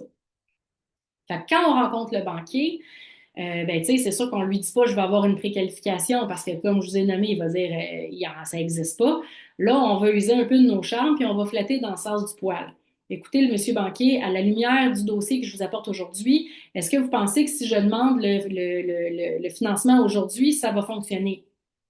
Il va vous le dire. Ah oui, oui, je ne verrai pas d'inconvénient. Ou, ah, il y a des petites choses qui chatouillent. OK. Fait que, tu sais, c'est des choses qui chatouillent, ben, on retourne à la table à dessin, on demande c'est quoi, puis on corrige, puis on retourne le voir. Puis s'il dit, ah oui, oui, je ne verrai pas pourquoi ça passerait pas, ou tu sais, tout a l'air bien beau, parfait. Il vient de vous le dire verbalement. La v'là, la préqualification officieuse. Fait que pourquoi on fait une préqualification officieuse? Ben, comme je l'ai dit tantôt, c'est qu'on veut s'assurer qu'au moment opportun, quand on va avoir besoin du réel financement, une fois qu'on a le feu vert par le ministère de la Famille, ben, on sait qu'on va l'obtenir, que ça ne sera pas un enjeu, fait qu'on va être beaucoup moins stressé, puis on n'aura pas de bâton dans nos roues. Là, je vais revenir ici, là. Moi, je suis curieuse de voir dans le chat, est-ce que ça va? Il manque une étape. Marquez-moi un 100 dans le chat si jamais ça va. J'espère que je vous étourdis pas trop avec toutes mes informations. Super. Hey, vous êtes en feu. 5. Oh, Fabiola est fatiguée, je pense. Super, ça va. Génial. Excellent. Super. Donc, on continue. Alors, finalement, la sixième et dernière étape à faire pour démarrer sa garderie avant de rédiger sa demande au ministère de la Famille, bien, il faut enregistrer son entreprise au REQ, au Registraire des entreprises du Québec. On peut le faire en ligne, on peut le faire en personne dans un de leurs bureaux. Je pense qu'ils ont un bureau à Montréal, à Québec. Euh, on peut le faire soi-même. Sinon, on peut payer un comptable, un notaire ou un avocat pour le faire faire. Toutes les entreprises du Québec sont enregistrées au registraire des entreprises du Québec. Fait que même à la maison, si vous faites faire des rénovations ou peu importe, vous pouvez aller voir la compagnie si elle est bel et bien enregistrée au REQ. Il y a différentes formes juridiques pour pouvoir enregistrer son entreprise au REQ pour une garderie. Il y a l'immatriculation, que je ne vous suggère pas. L'immatriculation, c'est habituellement plus pour des gens qui sont travailleurs autonomes, comme les gens qui démarrent leur garderie en milieu familial. En fait, la différence, c'est que vous allez avoir un numéro d'entreprise du Québec, donc un NEQ, qui va remplacer votre numéro d'assurance sociale. Vous savez, quand on offre des services de garde au Québec, on est tenu par la loi d'émettre un relevé fiscal à la fin de l'année aux parents pour que les parents ils puissent mettre ça sur leur rapport d'impôt. Fait que si vous n'êtes pas immatriculé, ben vous mettez votre numéro d'assurance sociale personnelle. Je vous le suggère pas avec toutes les fraudes qu'on a, tout ça, c'est vraiment pas souhaitable. Et de toute façon, quand on est immatriculé, ben là, on est immatriculé, donc on a un numéro d'entreprise du Québec. Mais pourquoi je ne vous suggère pas l'immatriculation? C'est que vous êtes votre entreprise. Donc, si l'entreprise elle a des dettes, vous êtes tenu personnellement responsable de ces dettes-là. On a une autre forme juridique qui est la société en nom collectif. Ça, c'est comme s'il y a deux ou trois personnes qui sont travailleurs autonomes, donc deux ou trois personnes qui sont immatriculées, qui veulent se mettre ensemble. Encore une fois, je vous le suggère pas parce que vous êtes encore responsable des dépenses, des dettes de la garderie. Fait que si jamais la garderie fait faillite, ben vous faites faillite personnellement, là. Les huissiers vont rentrer chez vous puis ils peuvent même saisir votre chum puis votre chien. L'une autre forme juridique pour une garderie, c'est les coopératives. Les coopératives sont souvent retenues comme forme juridique pour les CPE, donc les centres à la petite enfance. Ça fonctionne un peu comme Desjardins ou Mountain Equipment Co-op. C'est géré par un conseil d'administration. Donc, vous n'êtes pas décisionnel dans votre projet. Je ne vous suggère pas cette forme juridique-là. Vraiment, la forme juridique à privilégier, c'est la dernière option que j'ai indiquée ici dans le PowerPoint, c'est l'incorporation. Donc, un incorporé, là, un Inc. Pourquoi on y va avec l'incorporation? Oui, ça coûte un petit peu plus cher à enregistrer au REQ. Toutefois, c'est que ça vient vous dissocier de votre entreprise. Donc, l'entreprise devient une entité à part entière, devient une personne morale. Donc, si jamais, pour une raison X, vous faites faillite, peu importe où vous vous faites poursuivre, il y a un enfant qui se sauve de la garderie, là, je me fais l'oiseau de malheur, il traverse la rue, il se fait frapper, le parent poursuit.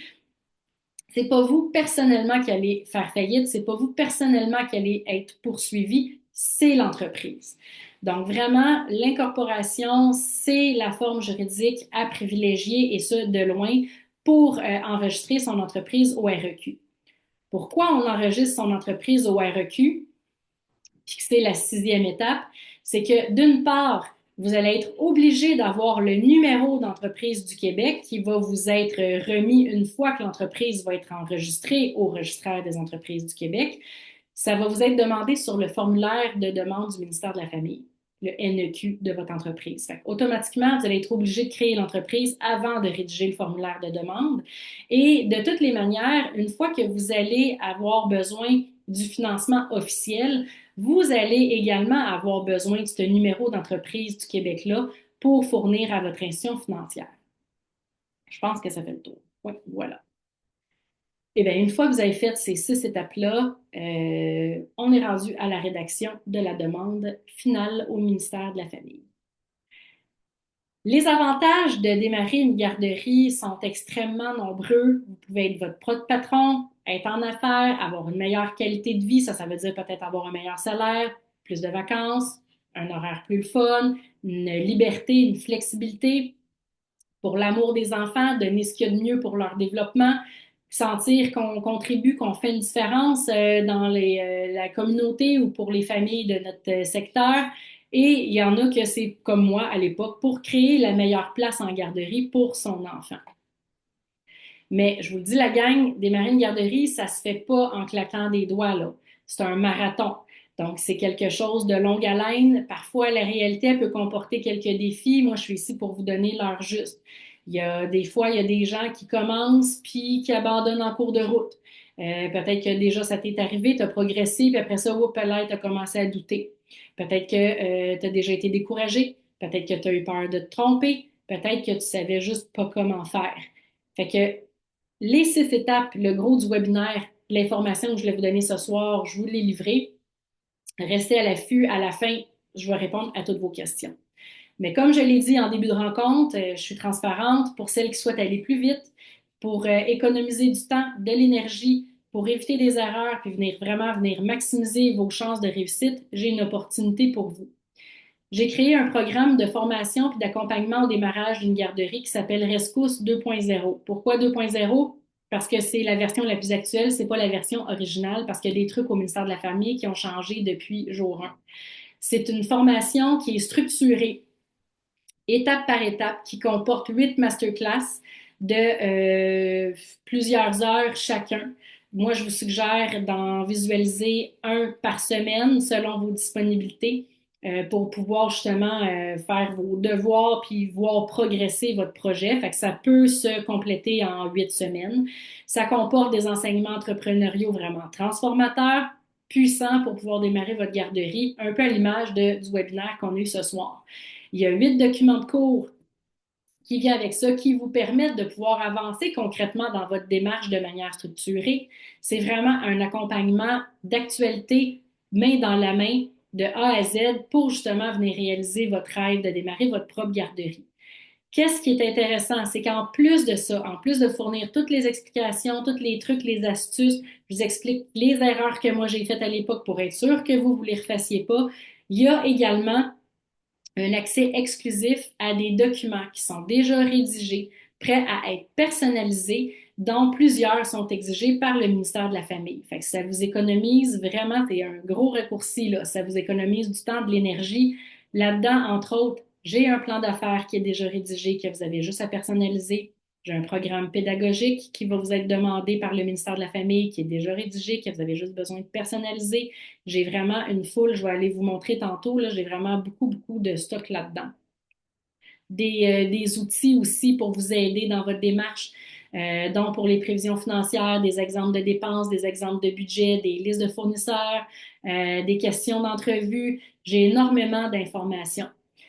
Qu'est-ce qui est intéressant aussi avec Rescousse 2.0, c'est que vous avez du soutien illimité, personnalisé par courriel pour que vous puissiez obtenir des réponses à vos questions, puis surmonter tous les défis que vous pourriez rencontrer en cours de route.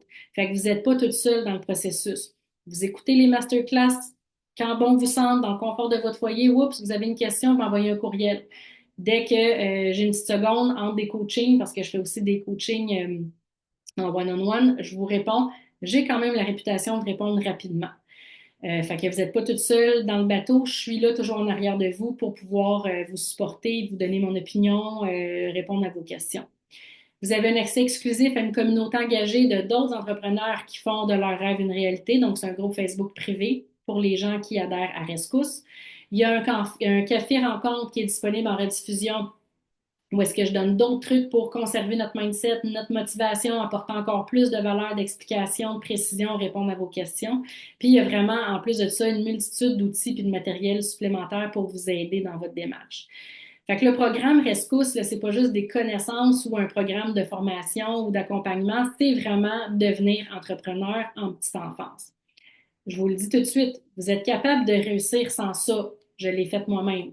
Mais je vous le dis, le processus, il va nécessiter vraiment un plus gros investissement en termes de temps et d'énergie. Vous pourriez commettre des erreurs de débutante, des erreurs que moi j'ai faites. Puis c'est sûr et certain que quand on avance dans un projet d'envergure comme ça, c'est sûr que la motivation, elle va fluctuer pendant le processus. C'est pas de votre faute, ça nous est pas enseigné à l'école comment partir une garderie. Puis en passant, tous les défis que je vous ai nommés tantôt, là, je les ai tous personnellement vécus. Combien de fois j'ai été découragée, combien de fois j'ai voulu tout abandonner. Je voulais faire un feu de camp avec tous les papiers puis mes recherches, là, puis danser quasiment autour, là, tu sais. Mais je suis allée au bout de ça. Ça m'a pris 2 ans partir ma garderie. Comme je l'ai dit en début de rencontre à celle qui était là, rassurez-vous, ça vous prendra pas 2 ans démarrer votre propre garderie parce que maintenant, vous me connaissez. Puis ben moi, ça me fait un réel plaisir de rendre disponibles ces informations-là. C'était pas évident pour moi. Il fallait que je navigue sur le site du ministère de la Famille. Des fois, je les appelais, tout dépendant à qui je parlais. J'avais jamais le même son de cloche. Il fallait que je comprenne c'était quoi les étapes après ça, je fasse des liens entre elles, que je les mette en application. Fait qu'en fait, j'ai créé la formation que moi, puis l'accompagnement que moi, j'aurais eu besoin à l'époque. Je vous fais une petite démo rapide de Rescousse 2.0. Fait que c'est sur mon site Internet. Je le cherche, là. Je suis ici, ouais. Vous allez sur mon site Internet www.juliemassaro.com. Il y a une section connexion pour les membres. Et quand vous naviguez là-dedans, entre autres, à gauche, vous avez un onglet ressources. Dans cet onglet-là, vous avez entre autres toutes les masterclass. Donc, les masterclass sont disponibles soit via un groupe Facebook Rescousse privé. Sinon, quand vous adhérez, je vous envoie automatiquement par courriel le lien de toutes les masterclass. Sinon, sont disponibles dans la section membres aux gens qui ont adhéré. Donc, sont toutes là, les 8 masterclass avec le café rencontre. Vous avez les fichiers PDF, donc tous les documents de cours pour vous aider vraiment à avancer votre projet concrètement.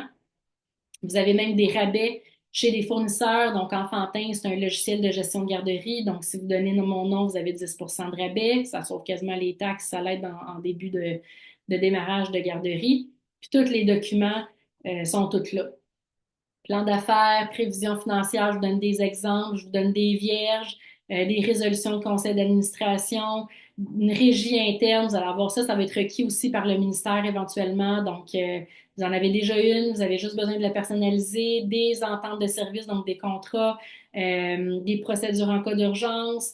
Vous avez des fiches d'inscription, vous avez des registres de médicaments, toutes les autorisations, les protocoles qui sont exigés sont toutes là. Vous pouvez juste les peaufiner. J'ai un manuel des employés, des questions d'entrevue, des planifications pédagogiques à afficher, des budgets. Bref, vous voyez, là, j'en ai vraiment des idées de calcul pour l'étude de marché. Bref, il y en a vraiment, vraiment beaucoup, là. C'est plus d'une trentaine, là, de documents et d'outils qui viennent avec ça. Fait que ça, c'est toujours pertinent, les documents de cours, les masterclass. Puis pour vous donner une idée, je pense qu'il faut que je tasse nos belles faces, là. Je suis capable de retasser ça ici. Ouais. Pour vous donner une idée, il y a beaucoup de gens qui me disent, OK, mais tu sais, les documents de cours, ça ressemble à quoi? Je vous en ai mis un ici. C'est une fois que vous avez terminé d'écouter un masterclass, ben j'ai des questions ici pour vous aider justement à vous questionner, vous poser les bonnes questions, puis les réponses que ça va vous donner, ça va vous aider justement à structurer puis à avancer votre projet. Évidemment, Si je vous parle d'avantages concurrentiels ce soir, peut-être qu'il y en a qui ne connaissent pas ça. Rassurez-vous, évidemment que les questions qui sont posées là-dedans sont en lien avec le masterclass. Donc, vous allez comprendre c'est quoi, puis l'avantage d'avoir ça. Fait que, exemple, c'est quoi vos avantages concurrentiels pour vous distinguer des concurrents? C'est quoi les valeurs de la garderie, la mission, la vision? Tu sais, des questions de sondage, la forme juridique, votre part de marché. C'est toutes des choses qui vont être super essentielles pour pouvoir avancer votre projet. Je reviens ici. Groupe Facebook privé, je peux-tu le mettre ici? Ça a-tu marché? Des fois, quand je le l'ouvre trop d'avance, là, il me redemande de me loguer. Ah, c'est peut-être ça qui arrive. C'est pas grave, je vais me prendre une petite gorgée en attendant. Donc, pour les gens qui adhèrent à Rescousse, ça marche pas. Oui, donc, vous allez avoir un groupe Facebook privé Rescousse. C'est juste pour les gens qui ont adhéré.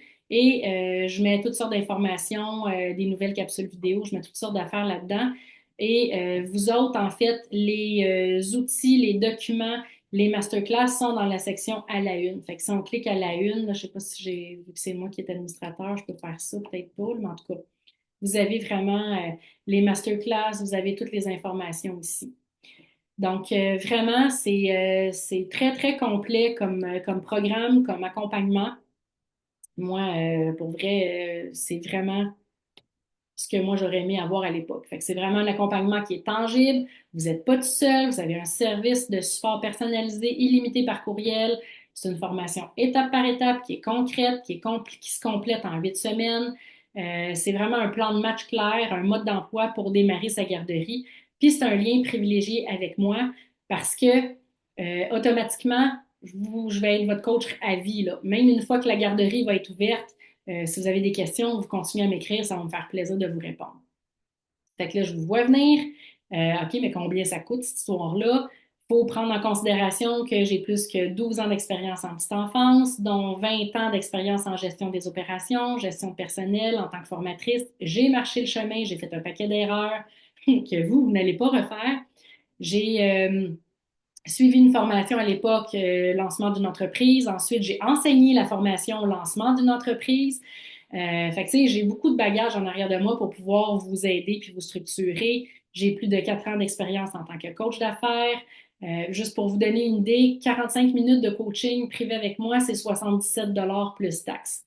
Fait que, puis en plus, je continue toujours de faire des formations continues, que je dépense plusieurs milliers de dollars par année pour me tenir au courant. Fait qu'avec tous les documents que je vous ai donnés, toutes les masterclass, les heures de formation, c'est vraiment un programme qui vaut au-dessus de 2000 dollars pour vrai. Mais moi, je suis quelqu'un qui aime voir les autres personnes réussir. Fait que le coût pour l'adhésion, si vous adhérez avant le 10 avril prochain, ça vous laisse quand même du temps, c'est 497 dollars plus taxes. Fait que je vous mets dans le... Je vais revenir ici. Une minute. Bon, moi, je suis tellement pas bonne là-dedans. Chat. Je vais vous mettre dans le chat le lien pour les personnes qui sont intéressées à adhérer. Rescousse 2.0. Sinon, de toute façon, je vais vous envoyer demain automatiquement la rediffusion du webinaire. J'espère qu'il enregistre toujours à l'heure qu'il est là d'ailleurs. Oui, je vois le petit piton rouge, parfait. Puis, je vais vous mettre le lien en même temps là, pour les gens qui veulent avoir plus d'informations, qui veulent effectuer le paiement, pas de problème. Si jamais vous avez des questions, vous pouvez aussi m'envoyer des courriels, il n'y a pas de problème. Avant de prendre vos questions, je suis curieuse que vous m'écriviez dans le chat, vous repartez avec quoi ce soir? Qu'est-ce qui a été important pour vous? Qu'est-ce que vous avez appris? Y a-t-il quelque chose... Ah non, j'ai envoyé ça juste à une personne. Oh là là là là. Voilà. Donc, je suis curieuse que vous écriviez dans le chat avant que je parte à vos questions. Vous repartez avec quoi ce soir? Qu'est-ce qui a été important pour vous? Qu'est-ce que vous avez appris? Je vais me prendre une gorgée d'eau pendant que je vous laisse écrire 30 secondes, là.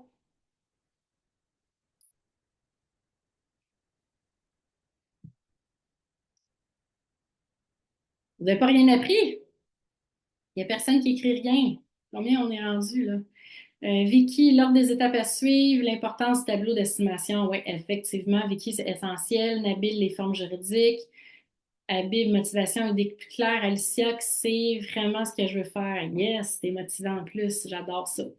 Génial.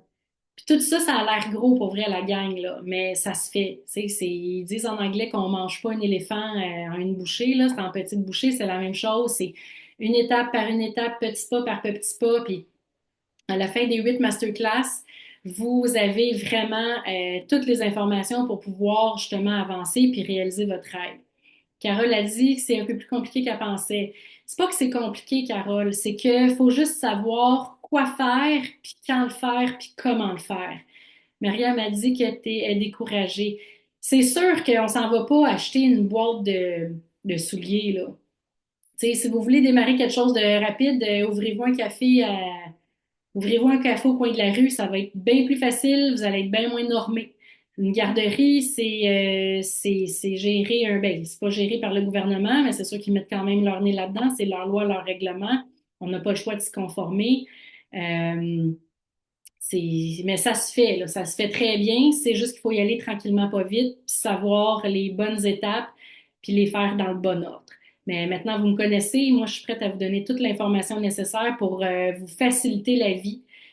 Ça se fait très bien. J'ai plein de clientes à tous les jours qui m'écrivent, qui réussissent à démarrer leur garderie qui me dit Magda, qu'il n'y a pas beaucoup de choix de territoire. C'est sûr que ça fait des années que le ministère de la Famille tente de finaliser leur réseau.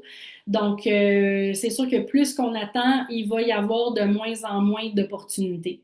Fait que là, la beauté de la chose, c'est qu'on a encore des beaux territoires qui prévoient des beaux déficits, mais dites-vous juste que plus on attend, ben, plus ces territoires-là, il y a d'autres gens qui vont passer avant vous.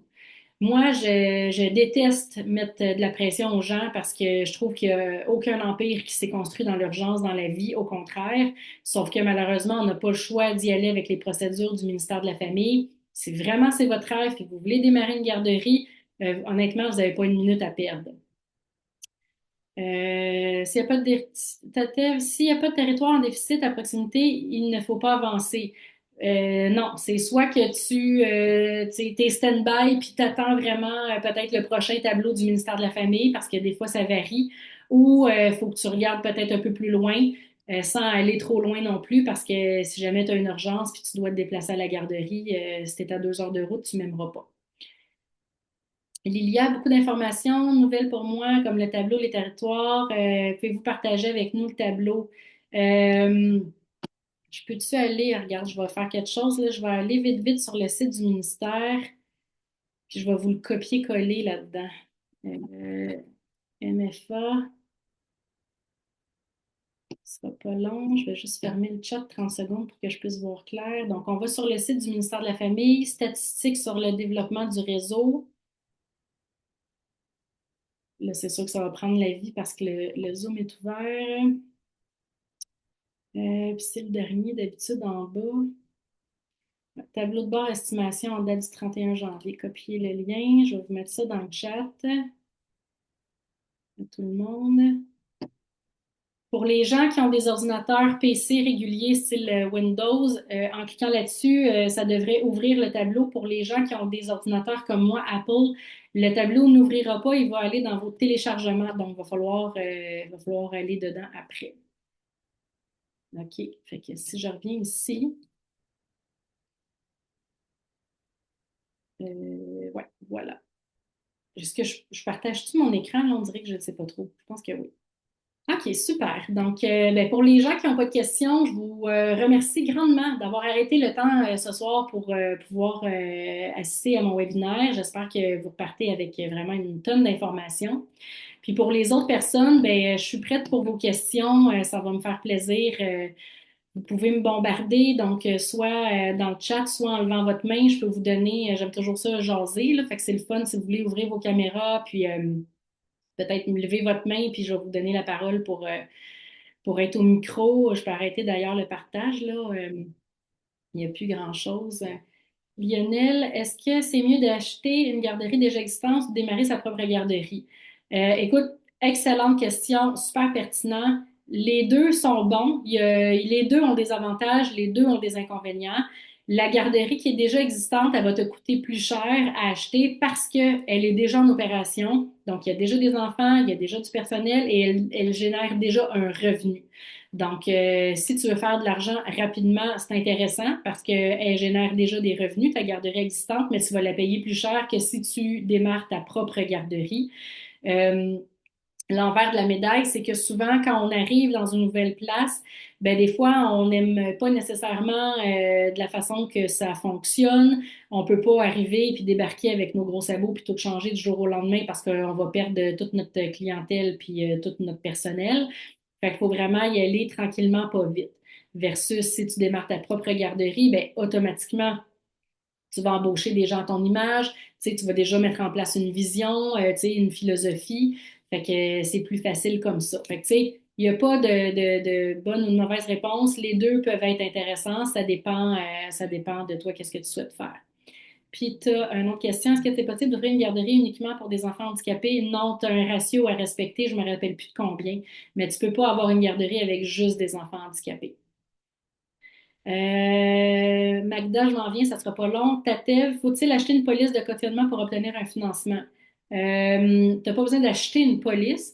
Ça se peut que le banquier te demande de cautionner personnellement un montant.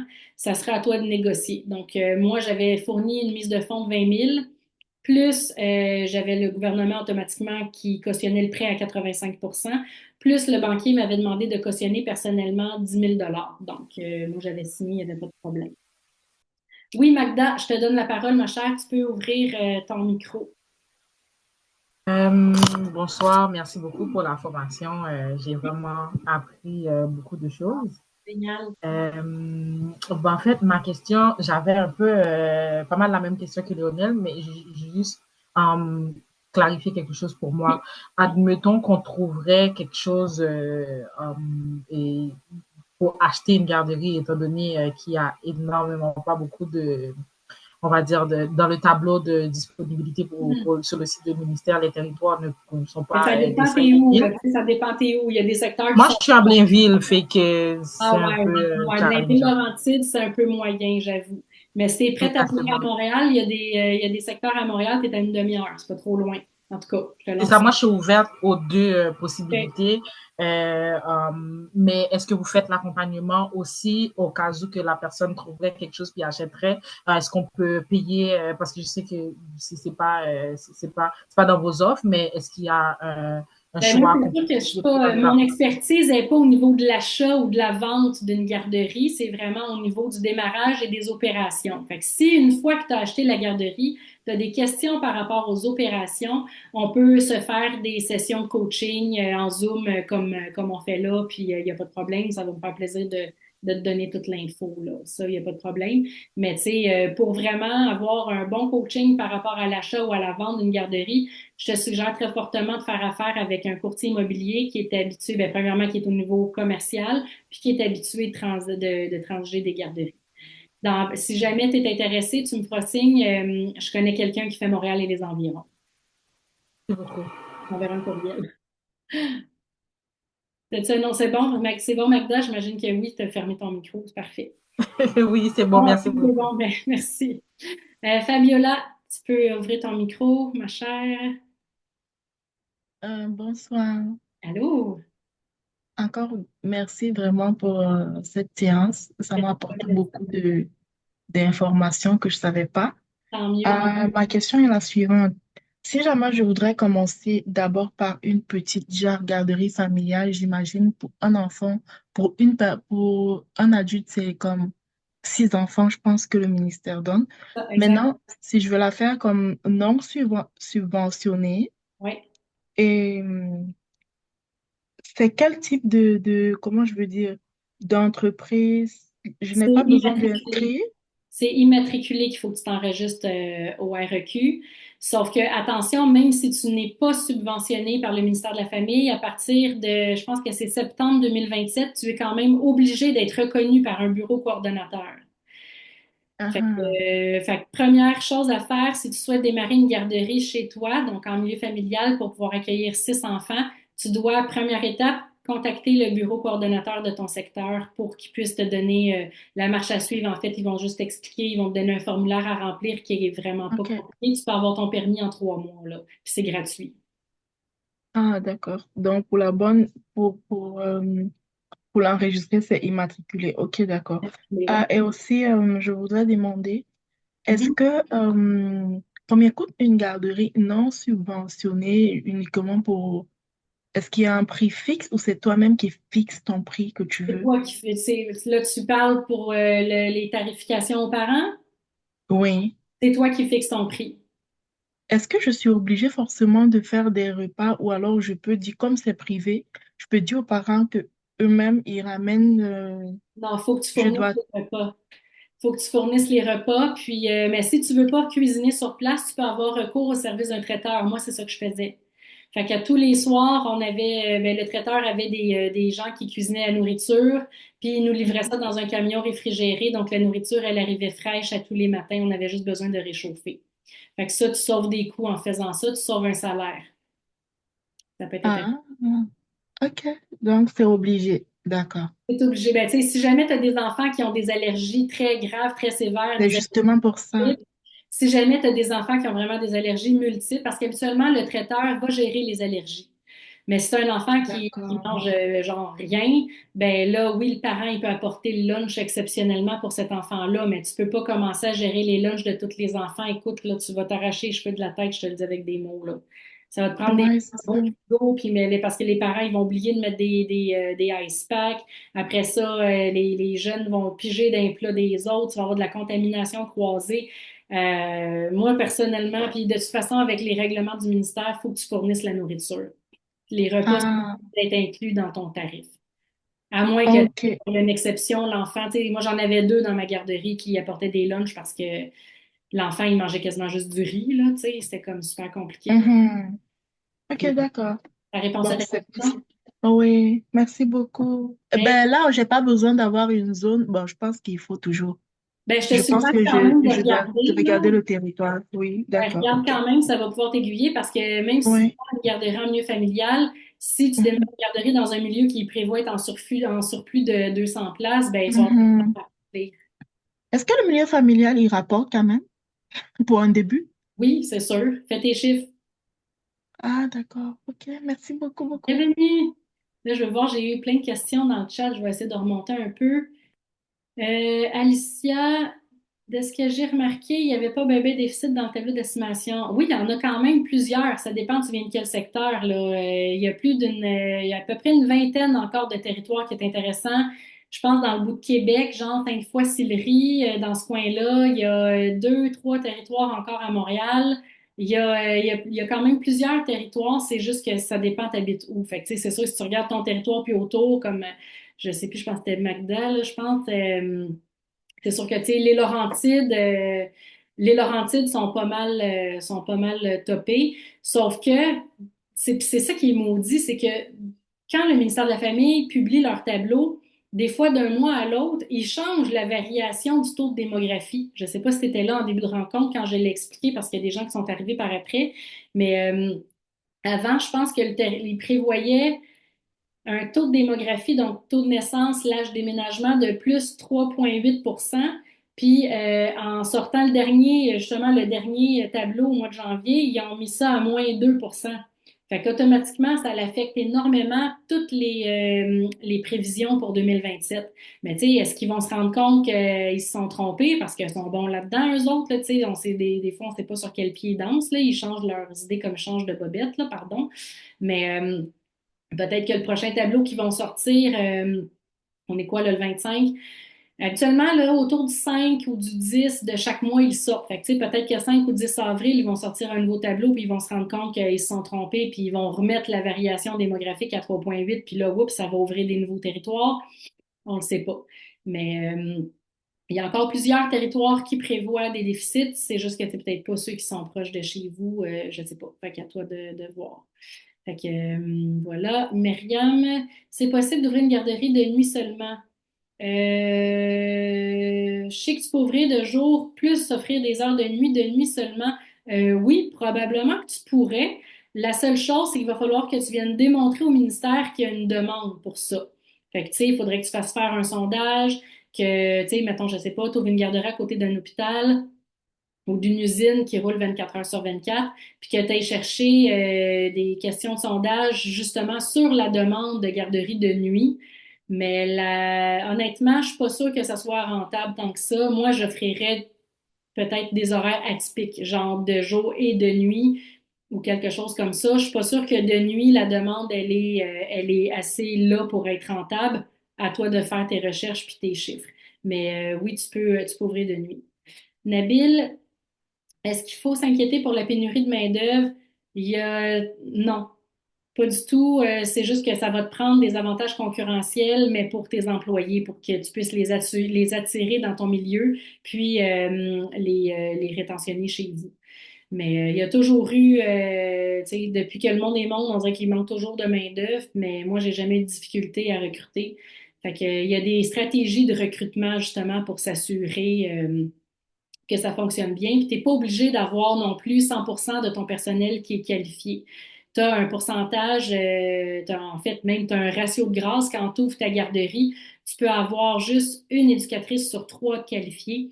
Donc, ça te donne un coup de main là, pour pouvoir commencer à opérer. Puis après 5 ans d'opération, c'est deux éducatrices sur trois qualifiées. Donc, non, tu n'as pas à t'inquiéter, c'est juste que ça va te prendre des bonnes stratégies.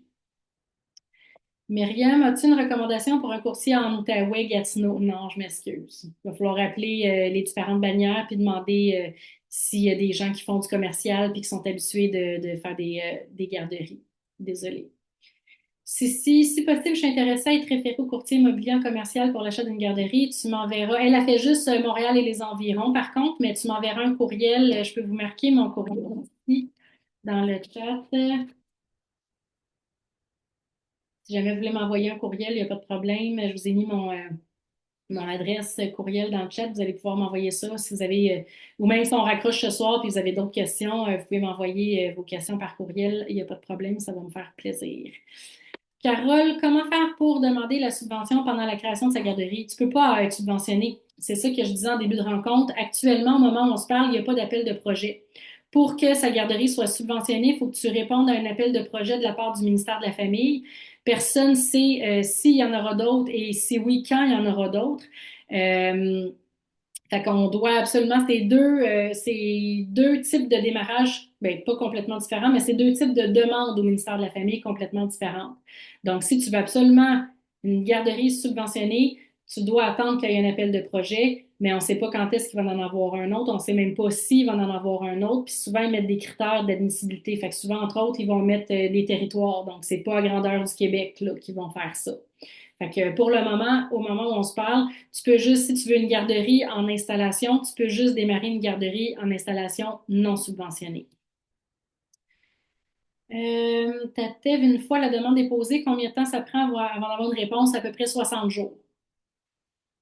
Alicia, est-ce que je peux choisir mon heure d'ouverture de la garderie? Ben, habituellement, les heures en installation, c'est 7 heures le matin, 6 heures le soir. C'est pas mal les attentes du ministère de la Famille.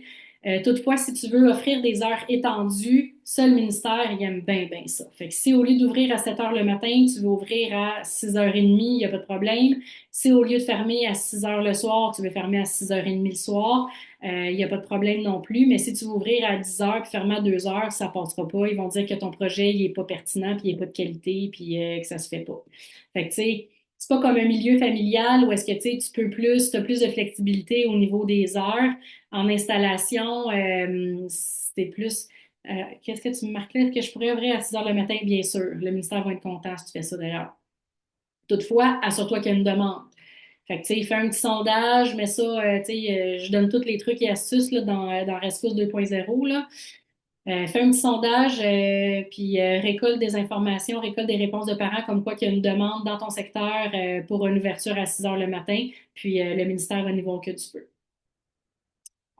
Voilà, je pense que j'ai répondu à tout le monde. Est-ce que vous avez d'autres questions? Carole, une maison avec rez-de-chaussée et sous-sol en jumelé peut être acceptée pour une garderie. Là, tu parles d'une garderie en installation, j'imagine. Oui, en autant que ça soit zoné commercial. Fait que si c'est une maison zonée uniquement résidentielle, ça fonctionne pas. C'est pas au ministère de la Famille que ça va bloquer, ça va être à la municipalité. Donc, la municipalité ne te laissera pas avoir un permis d'opération pour opérer une garderie dans une maison résidentielle. Ça prend une maison qui a normalement le double zonage, soit résidentiel et commercial.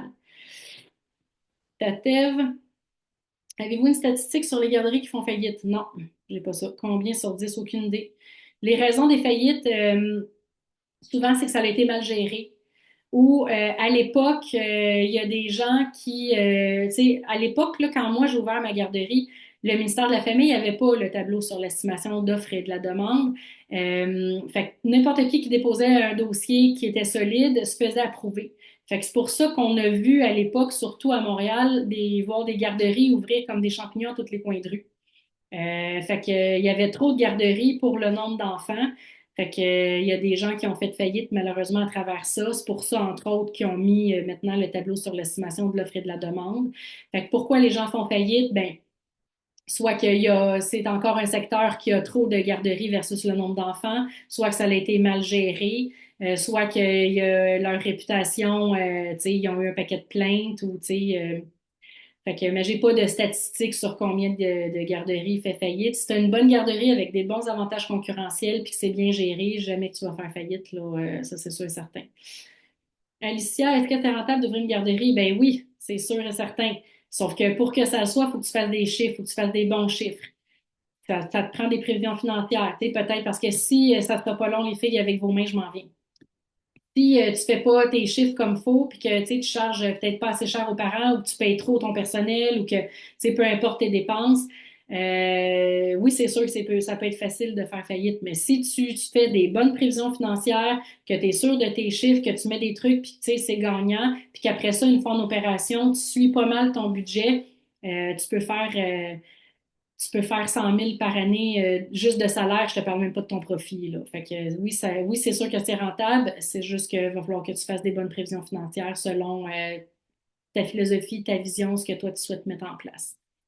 Oui, là, m'en dis, je m'excuse si je prononce mal le nom, Saardatou. Tu peux ouvrir ton micro. Oui, moi, je me demandais d'abord pour la formation ressources, est-ce que le paiement, ça peut être par tranche ou d'un coup? Non, c'est d'un coup sur carte de crédit. Ah, sur carte de crédit, on Oui, peut faire le paiement. OK. oui. Bon, autre question, est-ce que le territoire Trois-Rivières, la demande est beaucoup ou pas selon le tableau? Je sais pas si, Ben, c'est ça. Là, je vais le faire avec toi, mais je pourrais pas le faire pour tout le monde. Là, je l'ai-tu encore ouvert? Oups, c'est pas ça du tout.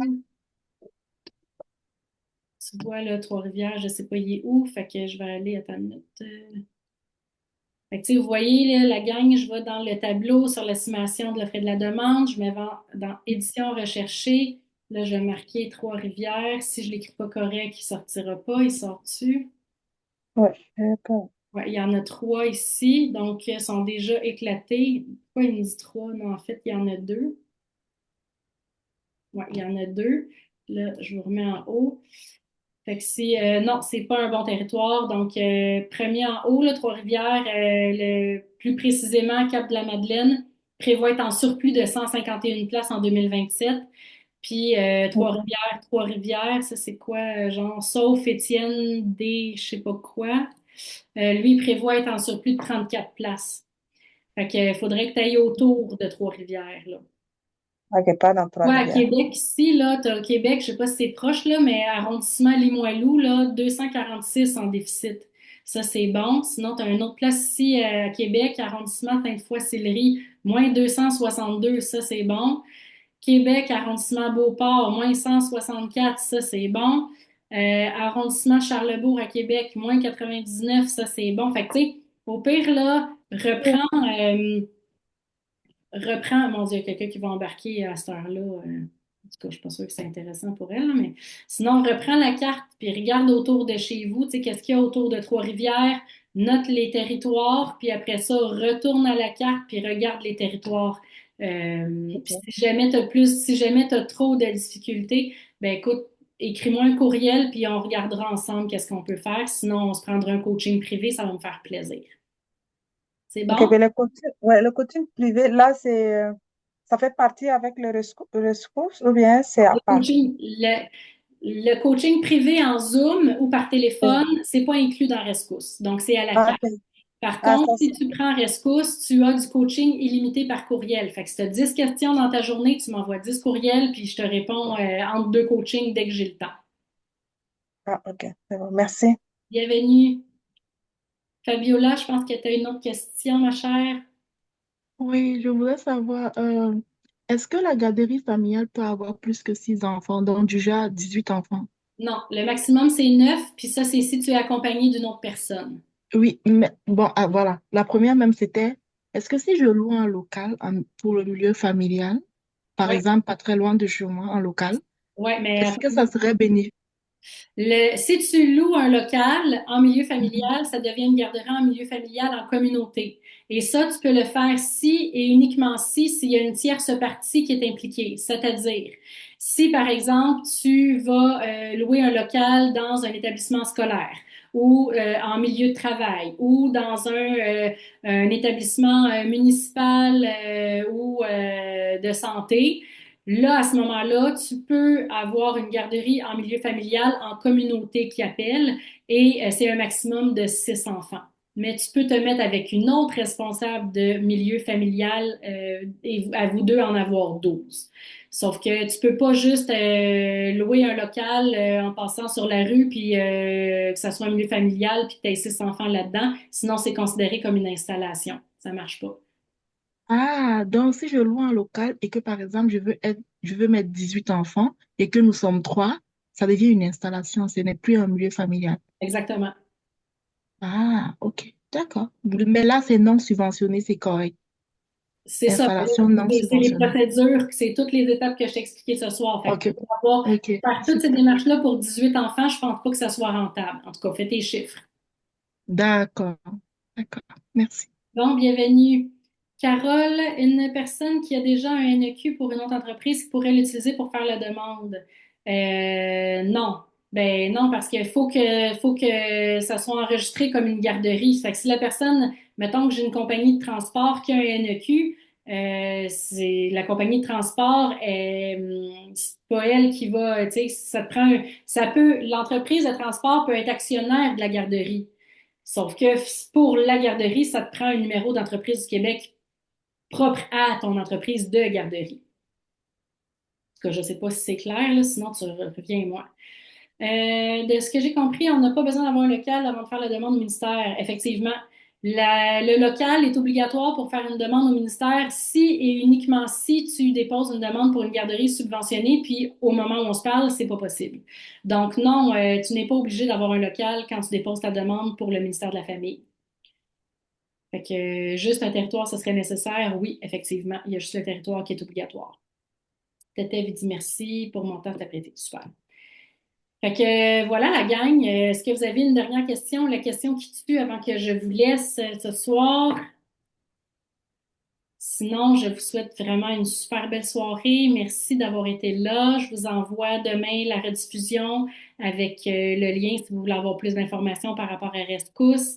Si jamais on raccroche puis vous avez oublié de poser une question, vous pouvez m'envoyer un courriel. Faites juste me dire que vous étiez avec moi dans le webinaire. Ça va vraiment me faire plaisir de vous répondre. Myriam, la dernière question qui tue que je prends ce soir, combien de temps prendre un congé pour démarrer sa garderie? Tu n'as pas besoin de prendre un congé, là. Tu vas être capable de gérer ton travail actuel plus le démarrage de ta garderie jusqu'à probablement peut-être 2 mois, peut-être moins 2, 3 mois avant son ouverture. Sinon, tu vas être capable de gérer les deux de front pendant presque toute la durée, parce que c'est pas un travail à temps plein au début quand tu démarres, là. C'est comme plus vers la fin, là, quand les rénaux sont complétés, puis tu commences à mettre les jouets, les équipements, là, tu risques d'être probablement là plus à temps plein, puis après ça, la garderie à l'eau. Fait que voilà, peut-être plus les 2 derniers mois, 2, 3 derniers mois avant que la garderie soit opérationnelle, tu vas besoin probablement d'être pas mal là, mais sinon, tu es capable d'avancer ton emploi actuel plus le démarrage en même temps. Alicia, merci beaucoup de ton, ça me fait plaisir. Tant mieux si ça vous a éclairé, tant mieux c'est le but ce soir. Puis, tu sais, voyez pas ça trop compliqué, là. Ça se fait très bien. C'est juste que oui, c'est un processus de longue haleine. On s'en va pas s'acheter une paire de souliers. C'est pas compliqué. C'est juste qu'il faut faire les bonnes étapes dans le bon ordre. Puis, faut vraiment être mindé. Puis, c'est sûr et certain que même si je vous donne des trucs et astuces, des raccourcis, il faut quand même investir un peu de temps dans votre projet. Carole, pour ouvrir une garderie, il faut un diplôme. Non, tu n'as pas besoin de diplôme. N'importe qui peut ouvrir une garderie, il n'y a pas de problème. Puis c'est un merci pour le partage d'expertise. Ben, en tout cas, ben, merci tout le monde, ça me fait super plaisir. Donc, sur ce, je vous libère. Puis je vous souhaite une super belle soirée. Merci d'avoir encore une fois arrêté le temps avec moi ce soir. Puis, ben, ça va vraiment me faire un super plaisir de vous accompagner dans votre projet au moment opportun. Alors sur ce, je vous souhaite une belle fin de soirée et je vous dis à bientôt. Bye!